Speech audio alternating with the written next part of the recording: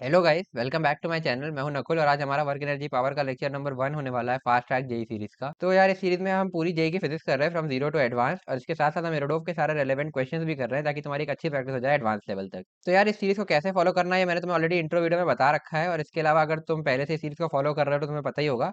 तो अगर तुमने अभी तक इंट्रो वीडियो नहीं देखा है तो जाके जल्दी से उसे देख लो, उसका लिंक मैं इस वीडियो के डिस्क्रिप्शन में डाल दूंगा।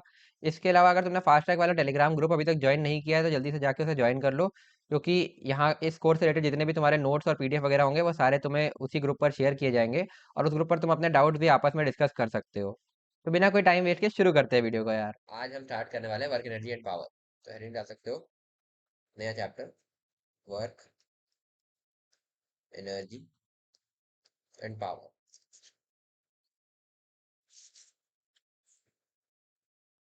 तो ये बेसिकली ऐसा है कि सब इंटरलेटेड है चीजें, ठीक है। तो एक एक करके हम चीजों को समझेंगे। तो सबसे पहले हम वर्क से स्टार्ट करते हैं कि वर्क एक्चुअली होता क्या है। तो हेडिंग डाल सकते हो वर्क।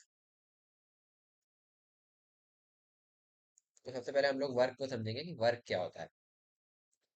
तो देखो, वर्क बेसिकली एक तरह की, पहली बात, ये एक स्केलर क्वांटिटी होती है, ठीक है। तो देखते हो स्केलर क्वांटिटी, और ये बेसिकली इसकी डेफिनेशन होती है, मैं लिखा दे रहा हूँ, D W is equal to F bar dot D R bar. यानी कि differential amount of work done को तुम इस तरीके से लिखते हो, ये फोर्स और डिस्प्लेसमेंट का डॉट प्रोडक्ट होता है बेसिकली। तो बेसिकली हम इसको एक डिफरेंशियल अमाउंट में, मतलब एक छोटा वर्क डन ऐसे डिफाइन करते हैं, D W equal to F bar dot D R bar. फिर इसको तुम अगर इंटीग्रेट कर दोगे तो तुम्हें work done over a range मिल जाएगा, ठीक है। तो बेसिकली वर्क की डेफिनेशन यही होती है कि D W equal to F bar dot D R bar, ठीक है। तो प्रॉपर कर देते हैं। तो ये हो गया। हम्म, क्या है यार। तो वर्क डन होता है तुम्हारा फोर्स और डिस्प्लेसमेंट का डॉट प्रोडक्ट बेसिकली, ठीक है। ये हो गया differential amount of work done. यहाँ पे डी आर क्या है, डी आर बार है तुम्हारा डिफरेंशियल लीनियर डिस्प्लेसमेंट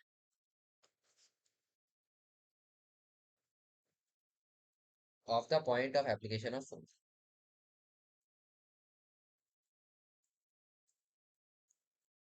तो जहां पर हम फोर्स को अप्लाई कर रहे हैं उस पॉइंट से जो तुम्हारे पार्टिकल का लीनियर डिस्प्लेसमेंट, डिफरेंशियल डिस्प्लेसमेंट होगा, दैट इज तुम्हारा एफ डॉट डी आर। हमने इसको ऐसा क्यों डिफाइन किया है कि सपोज, है ना, अगर कोई पार्टिकल, थोड़ा समझाने के लिए कर रहा हूँ, ठीक है, इसको बाद में रेस कर लेना। सपोज मैं यहाँ से एक पॉइंट से दूसरे पॉइंट, पॉइंट ए से पॉइंट बी गया, और ये एक लीनियर तरीके से मैं गया, ठीक है। तो अब इस पर फोर्स लगने की इनफाइनाइट पॉसिबिलिटीज है कि फोर्स तुम्हारी सपोज या तो इसके अलॉन्ग लग रही हो, ठीक है, एक पॉसिबिलिटी। फिर एक और पॉसिबिलिटी कि ये इस तरीके से कुछ एंगल थीटा पर लग रही हो, या फिर ये परपेंडिकुलर लग रही हो, अलग अलग पॉसिबिलिटी है। तो इसके लिए तुम एक चीज देख सकते हो कि अगर तुम यहाँ से यहाँ तक डिस्प्लेसमेंट देखोगे, है ना, तो जो अगर इसी पाथ से ये गया है, ठीक है, यहाँ से यहाँ तक, ठीक है, इसी पाथ से अगर ये गया है, तो डिस्प्लेसमेंट हमेशा इस लाइन के अलॉन्ग ही हो रहा है, ठीक है। तो अगर छोटा सा, अगर किसी पॉइंट में मैं छोटा सा डिस्प्लेसमेंट डीएस टाइप का यहाँ पे देखूँ, या डीआर बोल देता हूँ, डीआर टाइप का देखूँ, तो वो भी इस लाइन के अलॉन्ग है, और फोर्स तुम्हारा हमेशा एट एन एंगल थीटा है। तो इस पॉइंट पर तुम, अगर तुम वर्क लिखना चाहो डी डब्ल्यू, तो तुम लिखोगे F D R cos theta, ठीक है, और फिर इसको इंटीग्रेट कर दोगे। बट सपोज अगर तुम्हारा पाथ ऐसा ना होकर के कुछ इस टाइप का होता, कुछ कर्व टाइप का, ठीक है, तो अब जो तुम्हारा किसी भी पॉइंट पर वर्क डन है, सपोज यहाँ पर, तो तुम्हारा डीआर का डायरेक्शन होगा टेंजेंशियल, डीआर, और एफ का डायरेक्शन, चलो अभी मैं बोलता हूँ कि पूरे टाइम के लिए हमेशा वर्टिकल ही है। तो अब फिर ये जो एफ और डीआर के बीच का एंगल थीटा है, क्या ये हर पॉइंट पर वेरी नहीं करेगा, हर पॉइंट पर ये डिफरेंट होगा, ठीक है। तो तुम इस F D R cos theta को इंटीग्रेट तभी कर सकते हो तुम्हारे पास कुछ इन्फॉर्मेशन हो, सपोज जैसे इस पाथ लेंथ का तुम्हें कुछ पता हो या कुछ ऐसा, तो वो भी हम आगे देखेंगे। बट बेसिकली तुम इसको ऐसा नहीं कह सकते ना कि एफ और डी आर, तुमने डी आर इनिशियल और फाइनल पोजीशन ली और तुमने इसको बोल दिया डिस्प्लेसमेंट डेल्टा आर, और F delta R dot direct कर दिया। तुम डायरेक्ट डॉट प्रोडक्ट कर ही सकते हो कि एफ और डी आर के बीच में हमेशा ये एंगल थीटा नहीं है। बट इस केस में ये एंगल थीटा हमेशा सेम था, यहाँ पर ये थीटा वेरी कर रहा है। तो यहाँ पर तुम differential amount of work done इस तरीके से F dot D are define करोगे, फिर उसको इंटीग्रेट करेंगे अगर कुछ इन्फॉर्मेशन और दी होगी उसके हिसाब से, ठीक है। तो ये होती है। तो बट एक छोटे से डिस्प्लेसमेंट के लिए, यहाँ से यहाँ तक डिस्प्लेसमेंट तुम्हारा ये डी आर है, इसके लिए तुम लिख सकते हो F D R cos theta, ये तुम्हारा हो जाएगा डी डब्ल्यू। और इसके लिए भी तुम लिख सकते हो F dr cos theta dw जो तुम्हारा हो जाएगा, क्योंकि ये थीटा इस छोटे से डिस्प्लेसमेंट के लिए तो जो है कांस्टेंट ही रहेगा, मतलब एक छोटा सा लीनियर डिस्प्लेसमेंट किसी भी पॉइंट में देखो, यहाँ से छोटा सा लीनियर डिस्प्लेसमेंट टेंजेंशियल होगा, यहाँ से छोटा सा लीनियर डिस्प्लेसमेंट टेंजेंशियल होगा, यहाँ से छोटा सा लीनियर डिस्प्लेसमेंट टेंजेंशियल होगा। ठीक है, तो छोटा लीनियर डिस्प्लेसमेंट के लिए तुम हमेशा ये चीज लिख सकते हो, बट क्या तुम इस रेंज के लिए पूरा लिख सकते हो कि ये थीटा ही होगा? नहीं, यहाँ पर कुछ और है, यहाँ पर कुछ और होगा, यहाँ पर कुछ और होगा, यहाँ पर कुछ और होगा, हर पॉइंट पर डिफरेंट होगा। तो इसीलिए हम डिफरेंशियल वर्क डिफाइन करते हैं, फिर उसको इंटीग्रेट करके हम वर्क डिफाइन करते हैं। ठीक है, तो ये हो गया। आगे बढ़ते हैं। तो डीआर का मतलब हुआ differential linear displacement at the point of application of force. तो इसका मतलब यही समझा रहा था मैं कि यहाँ से लीनियर डिस्प्लेसमेंट जो कि टेंजेंशियल ही होता है बेसिकली, पाथ, यहाँ पे ऐसा होगा, यहाँ पे ऐसा होगा, यहाँ पे कुछ ऐसा होगा। ठीक है, और इस वाले में हमेशा यही होगा, क्योंकि देख सकते हो ये स्ट्रेट पाथ है, स्ट्रेट लाइन पाथ है। तो ये हो गया। तो अब तुम्हें यहाँ से समझ में आया होगा, इस वाले फिगर से मैं सीधे लिख रहा हूँ कि जो हमने लिखा था D W is equal to F bar dot D R bar, इसको तुम लिख सकते हो F D R cos theta. अब क्योंकि डॉट प्रोडक्ट से हमेशा स्केलर क्वांटिटी मिलती है, दो डॉट प्रोडक्ट, दो वेक्टर से डॉट प्रोडक्ट स्केलर होता है, तो ये स्केलर क्वांटिटी तुमने देख लिया। तो F D R cos theta ये बना तुम्हारा डी डब्ल्यू। ठीक है, तो ये भी एक चीज हो गई, ये ध्यान रखने वाली। ठीक है भाई, आगे बढ़ते हैं। तो एक चीज नोट कर सकते हो, differential amount of work done by a force F. और हर फोर्स का वर्क डन हम अलग अलग डिफाइन करते हैं। तो वर्क डन डिपेंड, मतलब एक फोर्स चाहिए उसके लिए हमें, और एक छोटा डिस्प्लेसमेंट चाहिए। तो जैसे अभी एक पार्टिकल पे मल्टीपल फोर्सेस एक्ट कर रही हो सकती है, जैसे तुम्हारे अभी जितने भी तुम एनएलएम में क्वेश्चन देखे हो, एक ही टाइम पे तुम्हारा एमजी एक्ट कर रहा है, मतलब वेट, फ्रिक्शन, और कुछ भी और हो सकता है, एक्सटर्नल फोर्स कोई एफ हो गई या नॉर्मल हो गया। तो हर फोर्स का अलग अलग वर्क डन डिफाइन होगा। नॉर्मल का नॉर्मल इंटू जो है छोटे डिस्प्लेसमेंट के साथ डॉट प्रोडक्ट, फ्रिक्शन के लिए फ्रिक्शन इंटू छोटे डिस्प्लेसमेंट के साथ डॉट प्रोडक्ट। ऐसे ही हर एक के लिए तुम डिफरेंट डिफरेंट ये वर्क डिफाइन करते हो। वर्क डन एक फोर्स के लिए डिफाइन होता है कि इस फोर्स का वर्क डन ऐसा होगा। तो अब मेरे ख्याल से थोड़ा थोड़ा आइडिया लग रहा होगा वर्क डन किस तरीके की चीज होती है। तो लिख सकते हो differential amount of work done, differential amount of work done by force F can be defined as, by force F can be defined as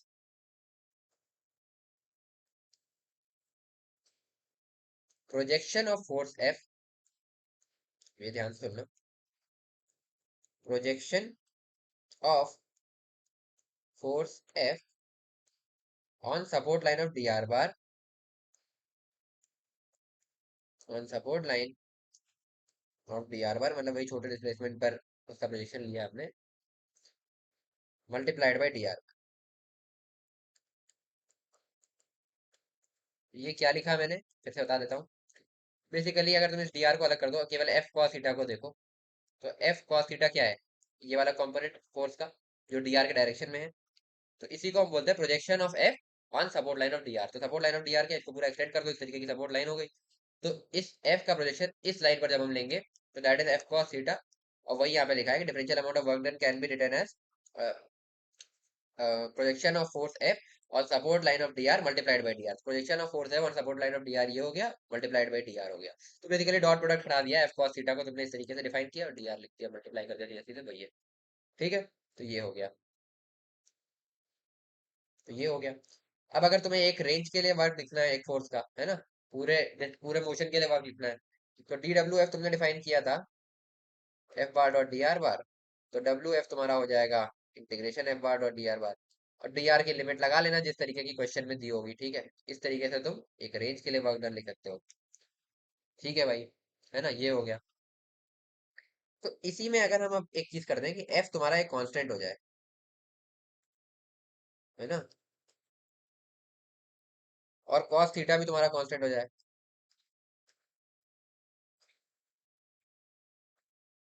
ये चलो, अभी मैं तुम्हें ऐसे देता हूँ, एफ कांस्टेंट हो गया, तो work done bye constant force कैसे लिखते हैं?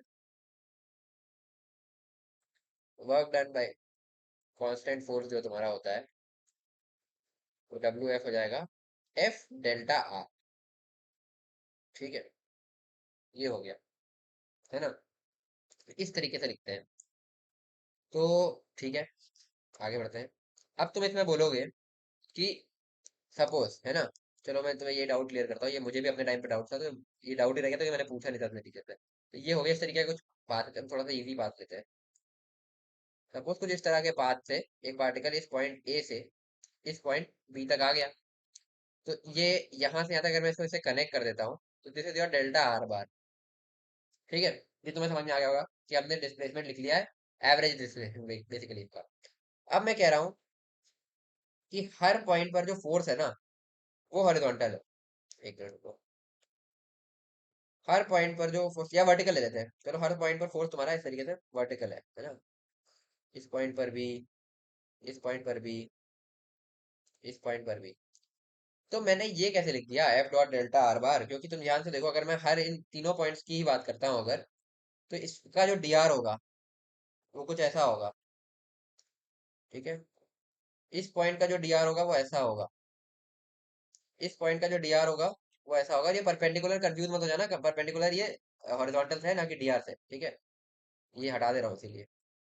ठीक है, तो इन तीनों के लिए, इसके लिए कुछ थीटा वन बोल दो, इसके लिए थीटा टू बोल दो, इसके लिए थीटा थ्री बोल दो, तो हर जगह एंगल डिफरेंट है ना।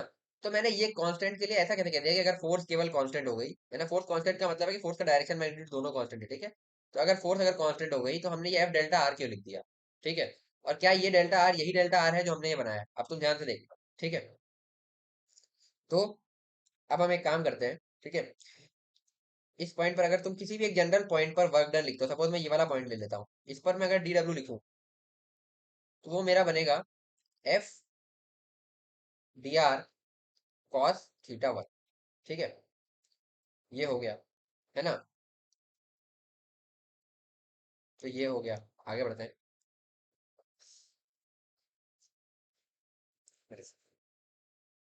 हाँ ठीक है, यार थोड़ा सा एंगल कंफ्यूजिंग वो हो रहा है अजीब सा, चलो इस वाले का लिख देता हूँ, उसमें थोड़ा सा ज्योमेट्री देखने में तुम्हें दिक्कत आएगी। इसके लिए लिख देता हूँ, है ना, F D R cos theta three. ठीक है, इसके लिए लिख दिया, है ना।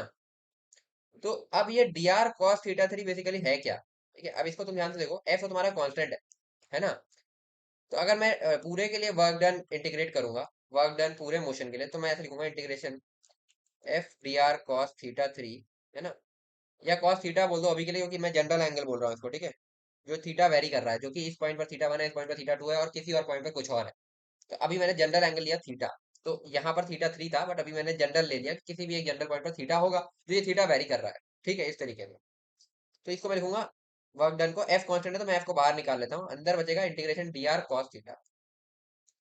तो यहाँ तो तुम बोलोगे भाई डी आर भी वेरी कर रहा है, कॉस थीटा भी वेरी कर रहा है, but D R cos theta क्या है ना, इस डिस्प्लेसमेंट का इस फोर्स के डायरेक्शन में कंपोनेंट, यानी कि वर्टिकल डायरेक्शन में कंपोनेंट। सिमिलरली जो यहाँ पर बनेगा, इसका भी एक कंपोनेंट इधर आएगा, डी आर कॉस थीटा, इधर भी एक कंपोनेंट आएगा। ये थोड़ा सा विजुलाइज करने में दिक्कत आ रही है, इस तरीके के एंगल बन गए थे। तो बेसिकली जो डिस्प्लेसमेंट है तुम्हारा हर पॉइंट पर, ठीक है, सपोज कोई पॉइंट, ये एक पॉइंट है, ये है डी आर, तो इसका एक कंपोनेंट जो फोर्स, क्योंकि एफ इस तरफ है, तो इसका एक कंपोनेंट फोर्स के डायरेक्शन में भी आएगा। ठीक है, जिसको मैं बोलूंगा डी आर कॉस थीटा। ठीक है, और ऐसे डी आर को, मतलब हर डिस्प्लेसमेंट को तुम इस तरीके से तोड़ सकते हो, एक होगा तुम्हारा डी आर कॉस थीटा जो कि वर्टिकल डायरेक्शन में आएगा, और एक आएगा तुम्हारा डी आर साइन थीटा जो कि तुम्हारा हॉरिजॉन्टल डायरेक्शन में आएगा। ठीक है, तो बेसिकली अब मैं इस डिस्प्लेसमेंट को अगर ऐसे लिखूं, है ना, इस डिस्प्लेसमेंट को भी मैं दो बार, इस डेल्टा आर को मैं दो कंपोनेंट में तोड़ता हूँ। ठीक है, कलर ले लेते हैं कोई सा। हाँ ठीक है, इस तरीके से, इस तरीके से मैंने इसको दो कंपोनेंट में तोड़ दिया। ये हुआ तुम्हारा डेल्टा आर एक्स, और ये हुआ तुम्हारा डेल्टा आर वाई। ठीक है, तो बेसिकली अगर तुम इस तरीके के सारे डी आर कॉस थीटा को इंटीग्रेट करोगे, यानी कि इस सारे डिस्प्लेसमेंट्स के, मतलब इन हर, जैसे इस पॉइंट का डिस्प्लेसमेंट है, एक मिनट, जैसे इस पॉइंट का डिस्प्लेसमेंट है, इसका एक कंपोनेंट इधर आएगा, एक कंपोनेंट इधर आएगा, तो इस कंपोनेंट, ऐसे वर्टिकल कंपोनेंट्स को मैं इंटीग्रेट करता जाऊंगा, हर डिस्प्लेसमेंट के वर्टिकल कंपोनेंट्स को इस तरीके से मैं इंटीग्रेट करता जाऊँ, तो मैं स्टार्ट यहाँ से कर रहा हूँ और खत्म यहाँ पे कर रहा हूँ। तो बेसिकली वो सब इसी लाइन पर ऐसे ऐसे आते जाएंगे, है ना। तो इन सबको इंटीग्रेट करूंगा तो क्या मुझे डेल्टा आर वाई नहीं मिल जाएगा, तो मैं क्या इसको डेल्टा आर वाई नहीं लिख सकता। तो यहाँ से मेरा जो वर्क डन आएगा वो आएगा एफ डेल्टा आर वाई, इस पूरे, इसके लिए कांस्टेंट फोर्स के लिए। तो क्या ये डेल्टा आर आया, नहीं। तो डेल्टा आर डिफाइन क्या होता है, बेसिकली डेल्टा आर, ये जो डेल्टा आर है, ये एक मिसकंसेप्शन लोग दिमाग में रख लेते हैं कि डेल्टा आर जो है ये R final minus R initial है। ऐसा नहीं है, R final minus R initial ये तब होगा जब तुम्हारी फोर्स इसी डायरेक्शन में हो। ठीक है, तुम्हारी फोर्स इसी डायरेक्शन में हो पूरे टाइम, मतलब फोर्स और डेल्टा आर का डायरेक्शन सेम हो, यानी कि ये कॉस थीटा तुम्हारा वन बना दे, थीटा जीरो हो जाए और कॉस थीटा वन बना दे, तब तो ये ठीक है। तब तुम बोल सकते हो कि हाँ ये डेल्टा आर जो है ये R final minus R initial है। बट अभी ये डेल्टा आर क्या है, डेल्टा आर वाई है यहाँ पर, क्योंकि फोर्स इस डायरेक्शन में थी। तो डेल्टा आर को एक बहुत अच्छे से डिफाइन करना पड़ेगा, तो हम यहाँ पे लिख सकते हैं कांस्टेंट फोर्स का जो वर्क होता है वो होता है एफ डेल्टा आर, जो कि डेल्टा आर जो है ये R final minus R initial नहीं है, ये होगा चेंज इन डिस्प्लेसमेंट या change in position, basically change in position या displacement, change in position in the direction of force, है ना, जिस डायरेक्शन में फोर्स लग रही है उस डायरेक्शन में चेंज इन पोजीशन, या फिर तुम इसी को बोल सकते हो और displacement in direction of force. तो जो फोर्स का डायरेक्शन है उस डायरेक्शन में जो डिस्प्लेसमेंट है वो इनटू द फोर्स का मैग्नीट्यूड, ये तुम्हारा होगा कांस्टेंट फोर्स का वर्क डन। तो इक्वल करके work done bye constant force. तो ज्यादातर टीचर्स क्या करते हैं, एफ डेल्टा आर लिखा करके छोड़ देते हैं, बट तुम्हें वहां पर ध्यान देना है कि तुम एफ डेल्टा आर कर रहे हो, है ना, ये क्या है। तो इसको तुम एफ डेल्टा आर लिख सकते हो या तो इस तरीके से, है ना, या फिर तुम इसको simply F dot delta R लिख लो, बेटर तरीका ये है, ठीक है। तो ये तुम ध्यान रखो, एफ डेल्टा आर नहीं है, ये एफ डॉट डेल्टा आर है, यही मैं यहाँ पे क्लियर करना चाह रहा था। तो ये तुम्हारा एफ डॉट डेल्टा आर है, मतलब जैसे तुम्हारा फोर्स है, ठीक है, तो फोर्स का तुम्हारा जो ये डेल्टा आर बना वो बेसिकली ये बना, और फोर्स तुम्हारा कुछ ऐसा बनेगा, सपोज मैंने ऐसा दिखा दिया। तो एफ डेल्टा आर क्या बनेगा, एफ इंटू डेल्टा आर, और ये थीटा है अगर तो कॉस थीटा, ठीक है। तो F into delta R Y, ये बन जाएगा तुम्हारा, ठीक है। तो वर्क डन को तुम कांस्टेंट फोर्स के लिए इस तरीके से लिख सकते हो, एफ डॉट डेल्टा आर, ना कि एफ डेल्टा आर, तो ये ध्यान रखो। और अगर तुम एफ डेल्टा आर की तरह लिख रहे हो तो तुम्हें ये पता होना चाहिए कि डेल्टा आर जो है ये चेंज इन, क्या कहते हैं, change in position along the direction of force होना चाहिए, ठीक है, जिस डायरेक्शन में फोर्स लग रही है उस डायरेक्शन में, तो उस तरीके से भी देख सकते हो। बाकी एक बेटर मेथड है, तुम ये ध्यान रखो यार, ठीक है, F dot delta R work done by constant force.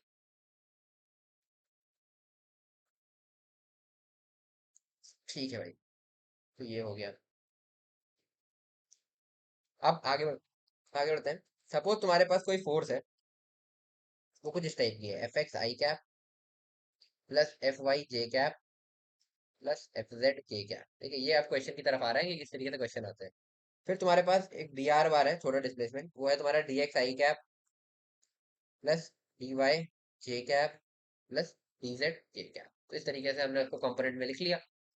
तो डी डब्ल्यू अगर मैं लिखना चाहूंगा तो वो होगा F bar dot D R bar, यानी कि F X D X plus F Y D Y plus F Z D Z. तो यहाँ से अगर मुझे डब्ल्यू लिखना होगा एक रेंज के लिए, तो मैं लिखूंगा integration F X D X plus integration F Y D Y plus integration F Z D Z. तो इस तरीके से तुम वर्क डन लिख सकते हो, ठीक है। तो ये हो गया तुम्हारा। अब एक और इम्पोर्टेंट पॉइंट वो ये है कि work done is frame dependent. तो ध्यान से सुनना इस पॉइंट को, इससे हम क्या कहना चाह रहे हैं, क्योंकि जो तुम्हारा वर्क डन होता है वो होता है integration F bar dot D R bar, ठीक है।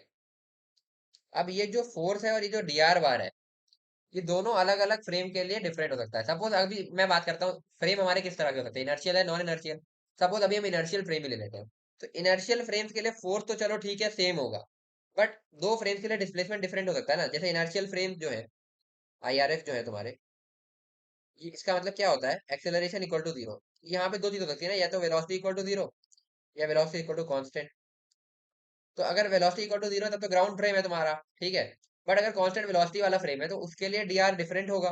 मतलब अगर वेलोसिटी किसी एक फ्रेम, सपोज ये एक कार है जिस पर मैं एक फोर्स लगा रहा हूँ 10 न्यूटन की, ठीक है, और ये इस डायरेक्शन में चल रही है, ठीक है, और इसका डिस्प्लेसमेंट कुछ इसकी स्पीड वीड होगी, ठीक है, अलग है ना। अब अगर मैं यहाँ पर एक ग्राउंड पे बंदा खड़ा है, ठीक है, तो इसके लिए फोर्स है 10 न्यूटन, और सपोज ये कुछ टाइम में यहाँ से यहाँ तक कुछ 50 मीटर चल के गई, ठीक है। तो इसके लिए वर्क डन क्या होगा, 10 इंटू 50 यानी कि 500 जूल का वर्क डन इसके लिए हो जाएगा। बट अब यहीं पे हमारे पास एक और ऑब्जर्वर है जो कि खुद भी कार की स्पीड से ही चल रहा है। जैसे कार अगर वी की स्पीड से चल रही थी तो ये भी वी की स्पीड से चल रहा है। तो इसके लिए अब क्या होगा कि डिस्प्लेसमेंट जीरो हो जाएगा, है ना? क्योंकि जब ये 50 मीटर चलेगी तो ये भी 50 मीटर चल चुका होगा, तो इसके लिए डिस्प्लेसमेंट जीरो होगा, इसके लिए वर्क डन जीरो हो जाएगा। ठीक है। और सपोज ये तो हो गई इनर्शियल फ्रेम की बात। अब अगर मान लो मैं कोई एक ऐसा फ्रेम ले लूं जिसका खुद एक एक्सेलरेशन ए है, तो उसके लिए ये फोर्स भी 10 न्यूटन ना होकर के कुछ और हो जाएगी। ठीक है। तो उसके लिए फोर्स भी डिफरेंट हो जाएगी, तो उसके लिए फिर वर्क कुछ और हो जाएगा। तो हर तरह के ऑब्जर्वर के लिए, अगर इनर्शियल ऑब्जर्वर है तो उनके लिए फोर्स सेम है बट डिस्प्लेसमेंट डिफरेंट हो सकता है, और नॉन इनर्शियल ऑब्जर्वर है तब तो फोर्स डिस्प्लेसमेंट दोनों ही डिफरेंट हो सकता है। ठीक है। तो हर ऑब्जर्वर के हिसाब से फोर्स डिफरेंट, डिस्प्लेसमेंट डिफरेंट, तो इसीलिए वर्क डन भी फ्रेम डिपेंडेंट होता है कि कहाँ से देख रहे हो। ग्राउंड फ्रेम में वर्क कुछ और आएगा, सेंटर ऑफ मास के फ्रेम में कुछ और आएगा, एक्सेलरेटेड फ्रेम में कुछ और आएगा, नॉन एक्सेलरेटेड फ्रेम में कुछ और आएगा, डिफरेंट वेलोसिटीज के फ्रेम में कुछ और आएगा। तो वो जो कौन सा तुम्हारा फ्रेम है उस पर डिपेंड करता है कि वर्क डन कितना आएगा। ठीक है। तो वर्क डन हमेशा एक फोर्स का होता है, और वो जो है तुम्हारा फ्रेम डिपेंडेंट होता है बेसिकली, कि किस ऑब्जर्वर के रिस्पेक्ट में तुम सारी एनालिसिस कर रहे हो। ठीक है। आगे बढ़ते हैं। तो ये थे कुछ बेसिक्स तुम्हारे वर्क डन के। अब इसके बाद एक क्वेश्चन कराता हूँ, उससे तुम्हें थोड़ा सा आइडिया लगेगा। कुछ बेसिक्स पर ही क्वेश्चन है।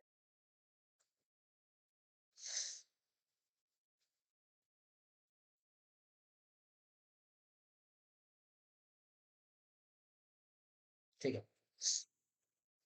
तो इसमें एक डायग्राम गिवन है, पहले डायग्राम बना लेते हैं।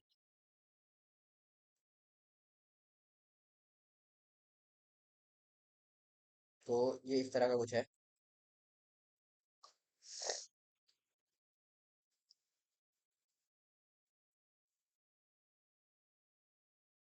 ठीक है, इस तरह का कुछ पाथ है। उस पूरे पाथ की लेंथ एल है। ठीक है। और ये हाइट है तुम्हारी वाई नॉट, यहाँ से यहाँ तक। ठीक है। और ये है तुम्हारा एक्स नॉट। ठीक है।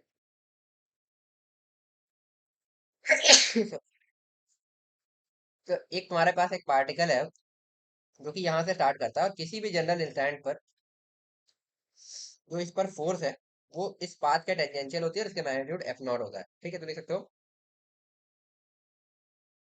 F naught always remains tangential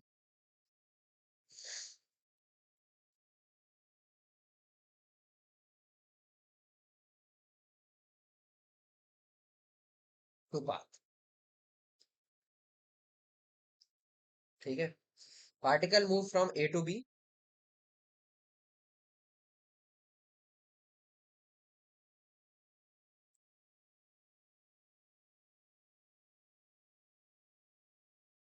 under the influence of force F not.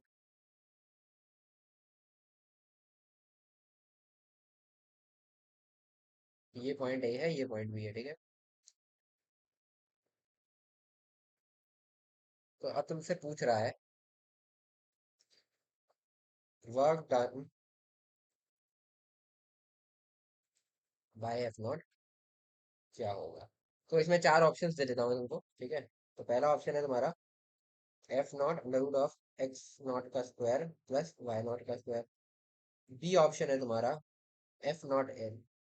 C option है तुम्हारा एफ नॉट एक्स नॉट।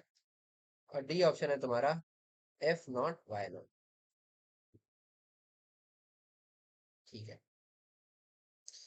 तो 1 मिनट का क्वेश्चन है, अगर तुम्हें कॉन्सेप्ट समझ में आया है तो तुम ये कर लोगे, बस ये कॉन्सेप्ट टेस्ट करने के लिए ही है। ठीक है। तो चलो मैं बताता हूँ। तुमने आई होप तुमसे हो गया होगा ये। तो इसका आंसर वैसे है एफ नॉट एल। ठीक है। अब इसको सॉल्व करते हैं कैसे होगा। तो ये F naught always remains tangential to path, है ना? तो हमेशा टेंजेंशियल है। तो किसी भी इंस्टेंट पर अगर तुम देखोगे, सपोज मैं कोई जनरल इंस्टेंट यहाँ पर देख रहा हूँ, तो यहाँ पर तुम्हारा एफ नॉट कैसा होगा, टेंजेंशियल। और अगर मैं एक छोटा डिस्प्लेसमेंट डीएस की बात करूँ, तो वो भी इसी के अलोंग होगा। तो मैं अगर डी डब्ल्यू लिखना चाहूँ इसके लिए, तो मैं लिखूंगा F naught bar dot D S bar, यानी कि एफ नॉट डी एस। हमेशा के लिए यही होगा, क्योंकि कॉस थीटा यहाँ पर कुछ है ही नहीं, थीटा जीरो है, तो कॉस जीरो वन ही रहेगा। और इसको मैं इंटीग्रेट कर दूं, है ना? और एफ नॉट तुम्हारा कैसा है, एक मैग्नीट्यूड तो कांस्टेंट ही है। तो मैं इसमें इसको ऐसे लिख सकता हूँ F not integration D S, है ना? एफ नॉट को बाहर निकाल लिया, इंटीग्रेशन डीएस करूंगा, यानी कि इस तरह के सारे छोटे छोटे डिस्प्लेसमेंट जो ऐसे ऐसे ऐसे ऐसे ऐसे आ रहे हैं, इन सबको इंटीग्रेट किया। ये सारे सारे छोटे छोटे डिस्प्लेसमेंट को इंटीग्रेट करूंगा तो क्या ये पूरा पाथ नहीं मिल जाएगा मेरे को? और इस पाथ की लेंथ कितनी है, एल। तो मैं इसको सिंपली एफ नॉट एल लिख दूंगा यहाँ से। ठीक है, तो ये आंसर हो जाएगा। अब बहुत से लोगों को इसमें डाउट होगा कि ये वाला क्यों नहीं हुआ, एन हमारा ये तो नहीं हो। वो तब होता जब फोर्स तुम्हारी टेंजेंशियल ना होकर के ऑलवेज इस लाइन के अलोंग एक्ट कर रही होती। तो तुम्हारा इस लाइन के अलोंग डिस्प्लेसमेंट ए से बी, जो लाइन ज्वाइनिंग है, इसके अलोंग तुम्हारा डिस्प्लेसमेंट होता ये वाला under root of X naught square plus Y naught square. तो तुम लिखते ये तुम्हारा वर्क डन है, अगर फोर्स तुम्हारी पूरे टाइम इसके अलोंग एक्ट कर रही होती। अगर फोर्स तुम्हारी पूरे टाइम एक्स डायरेक्शन में एक्ट कर रही होती तो तुम्हारा वर्क डन ये होता। और अगर फोर्स पूरे टाइम वाई डायरेक्शन में एक्ट कर रही होती, यानी कि वर्टिकली अपवर्ड, तो तुम्हारा वर्क डन ये होता। तो अलग अलग केसेस में अलग अलग वर्क डन होता। बट अभी क्योंकि ये टेंजेंशियल थी तो तुम्हारा आंसर एफ नॉट एल मिला। तो ये तुम्हारा कॉन्सेप्ट चेक करने के लिए था बस। आगे बढ़ते हैं। एक और क्वेश्चन लेते हैं। इसमें दो तीन पार्ट्स है, तो इससे तुम्हारा ये कॉन्सेप्ट बिल्कुल समझ क्लियर में हो जाएगा कि तुम्हें समझ में आया है कि नहीं। वर्क डन का ये बेसिक है, क्योंकि यहीं से वर्क डन चालू होगा, इसके बाद फिर और चीजें करेंगे, बट ये तो बेसिक है, ये तुम्हें आना चाहिए कि वर्क डन होता क्या है। हमेशा पहला लेक्चर बहुत इंपॉर्टेंट होता है कोई भी टॉपिक हो, तो उसी तरीके से ये भी है। तो अब फिर से एक फिगर है,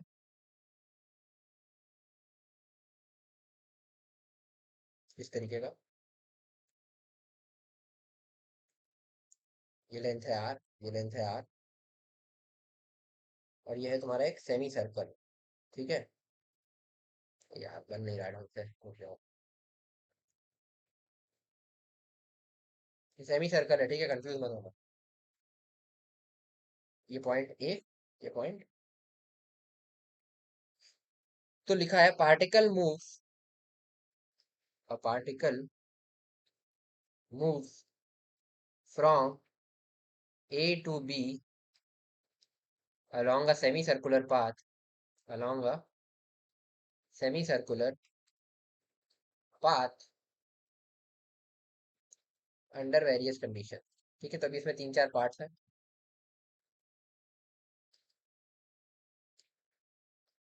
find work done bye F not in each case. ठीक है, तो पहला पार्ट है एफ नॉट ऑलवेज, बेसिकली एक फोर्स है जो इसको ऊपर ले जा रही है ए से बी तक, डायरेक्टेड, यानी कि always directed towards point B. Second part है F naught acts parallel to A B. और थर्ड पार्ट है F naught is tangential to path. ठीक है भाई, तो तीनों केसेस में अब हम सॉल्व करेंगे। तो देखो, थर्ड पार्ट तो वही है जैसा तुमने अभी ये पिछला क्वेश्चन किया है, ठीक है, और बाकी दोनों भी है। तो सब में पूरा तुम्हारा कॉन्सेप्ट इसमें टेस्ट हो जाएगा। तो एक बार पॉज करके खुद से ट्राई करो, फिर मैं बताता हूँ।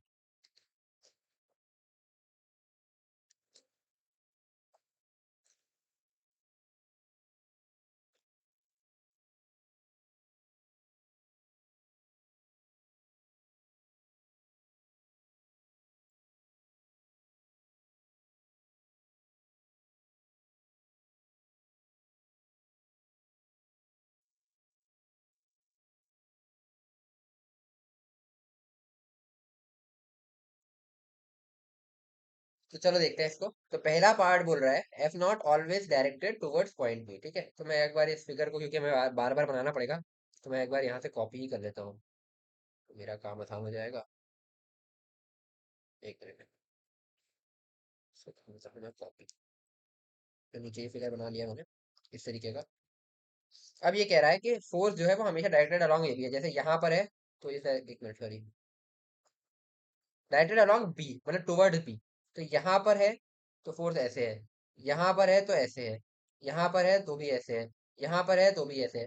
तो हर जगह मतलब हर पॉइंट पर फोर्स की डायरेक्शन डिफरेंट है, और डिस्प्लेसमेंट हर पॉइंट पर टेंजेंशियल हाई है। तो फोर्स और डिस्प्लेसमेंट दोनों ही चेंज कर रहा है, तो हमें एक जनरल पॉइंट पर एनालिसिस करनी पड़ेगी ऐसे में। तो सपोज यहाँ से कुछ अल्फा एंगल हम चले हो, तो मैं एनालिसिस करता हूँ उस पर। तो सपोज यहाँ से हम कुछ, एक मिनट यार, ये स्ट्रेट लाइन बन जाती ना। सपोज हम कुछ अल्फा एंगल चले हैं, फिर उसका एक छोटा सा डिस्प्लेसमेंट हम और ले रहे हैं, तो इस टाइप का। तो ये एंगल डी अल्फा हो जाएगा। ठीक है, तो इस पॉइंट से अगर हम कर रहे हैं ऐसा, तो तुम्हारा डिस्प्लेसमेंट कुछ ऐसा सा आएगा, और जो तुम्हारी फोर्स आएगी उसको मैं डायरेक्ट यहाँ पे ऐसे बना रहा हूँ पी ज्वाइनिंग करते हुए इस तरीके से। तो ये हो गई तुम्हारी फोर्स जो कि एफ नॉट है। ठीक है, अब तुम ध्यान से देखो। ठीक है, तो इसमें कुछ एनालिसिस करते हैं, और ये हो गया एंगल थीटा, और ये था तुम्हारा डी आर। तो वर्क डन डी डब्ल्यू तुम्हारा होगा F not D R cos of theta. और अब तुम ध्यान से देखोगे, जैसा मैंने तुम्हें बताया कि एफ नॉट भी हर बार चेंज हो रहा है डायरेक्शन में, डी आर भी चेंज हो रहा है, तो थीटा भी तुम्हारा वेरी करेगा ही। बट हमें कुछ तरीके से इंटीग्रेट, ऐसा कुछ फॉर्म में लाना पड़ेगा कि हम इंटीग्रेशन कर पाए, तो थोड़ा दिमाग लगाते हैं। जो ये सेमी सर्कुलर बोला है, ऐसे तो बोला नहीं होगा यार। तो अगर सेमी सर्कुलर बोला है, तो मैं अगर यहाँ से देखूँ, ये रेडियस है, और ये लेंथ भी तुम्हारी रेडियस है यहाँ से यहाँ तक, क्योंकि ये छोटी लेंथ है, ये एक ही लेंथ मान लो, तो ये रेडियस है, ये रेडियस है। तो ये दोनों, ये अगर तुम्हारा एक आइसोसेलेस ट्रायंगल बन गया अगर, है ना, कौन सा ट्रायंगल, ये पी पॉइंट है, ये बी ओ है, तो ओ पी बी जो तुम्हारा ट्रायंगल है ये वाला, ये एक आइसोसेलेस ट्रायंगल बन गया। तो यानी कि ये एंगल और ये एंगल तुम्हारा इक्वल हो जाएगा। तो इन दोनों एंगल को मैं कुछ नाम दे देता हूँ अभी के लिए। सपोज इस एंगल को मैंने बोल दिया कुछ डेल्टा, और ये भी तुम्हारा फिर डेल्टा हो जाएगा। तो ये दोनों एंगल्स तुम्हारे इक्वल हो गए। ठीक, तो ये मेरे ख्याल से क्लियर हो गया होगा, है ना। तो आगे बढ़ते हैं। और ये एंगल तुम्हारा क्या है, ये अगर मैं लिखना चाहूँ, क्योंकि डी अल्फा तो छोटा एंगल है, तो निगलेक्ट कर सकते हैं। तो ये एंगल हो जाएगा तुम्हारा 90 माइनस अल्फा, नहीं हो जाएगा, क्योंकि ये अल्फा है। तो ठीक है भाई, अब इस ट्राइंगल में जरा सम ऑफ एंगल वही करके लिखो जरा, 90 minus alpha plus delta is equal to 180। ऐसा लिख सकता हूँ मैं। तो मैं यहाँ से अल्फा को लिख सकता हूँ 2 डेल्टा, सॉरी, ऐसा लिख सकता हूँ ना मैं, 2 delta minus alpha is equal to 90 degrees. तो टू डेल्टा की वैल्यू आ जाएगी 90 प्लस अल्फा। तो सॉरी, डेल्टा की वैल्यू लिखी है, तो डेल्टा की वैल्यू हो जाएगी तुम्हारी 90 degree plus alpha by two, यानी कि मैं इसको लिख सकता हूँ पाई/4 प्लस अल्फा/2। मेरे ख्याल से यहाँ तक कोई प्रॉब्लम नहीं आनी चाहिए। हमने डेल्टा क्यों लिखा, क्योंकि हमें थीटा पे पहुंचना है किसी तरीके से। तो थीटा तुम्हारा क्या 90 माइनस अल्फा नहीं है, क्योंकि देखो ये टेंजेंशियल, ये नॉर्मल, तो थीटा जो है तुम्हारा ये पूरा 90 होना चाहिए, ये वाला एंगल। तो थीटा तुम्हारा 90 माइनस डेल्टा लिख सकता हूँ मैं, है ना। जो तुम्हारा थीटा होगा वो होगा पाई/2 माइनस डेल्टा, यानी कि पाई/2 माइनस पाई/4 प्लस अल्फा/2। तो इसको मैं लिख सकता हूँ पाई/4 माइनस अल्फा/2, ये थीटा की वैल्यू आ गई। तो अब डी डब्ल्यू लिखते हैं भाई फिर से। तो डी डब्ल्यू में लिखा था F not D R cos of theta. तो कॉस ऑफ थीटा, थीटा की वैल्यू जाएगी पाई/4 माइनस अल्फा/2। ठीक है, ये हो गया।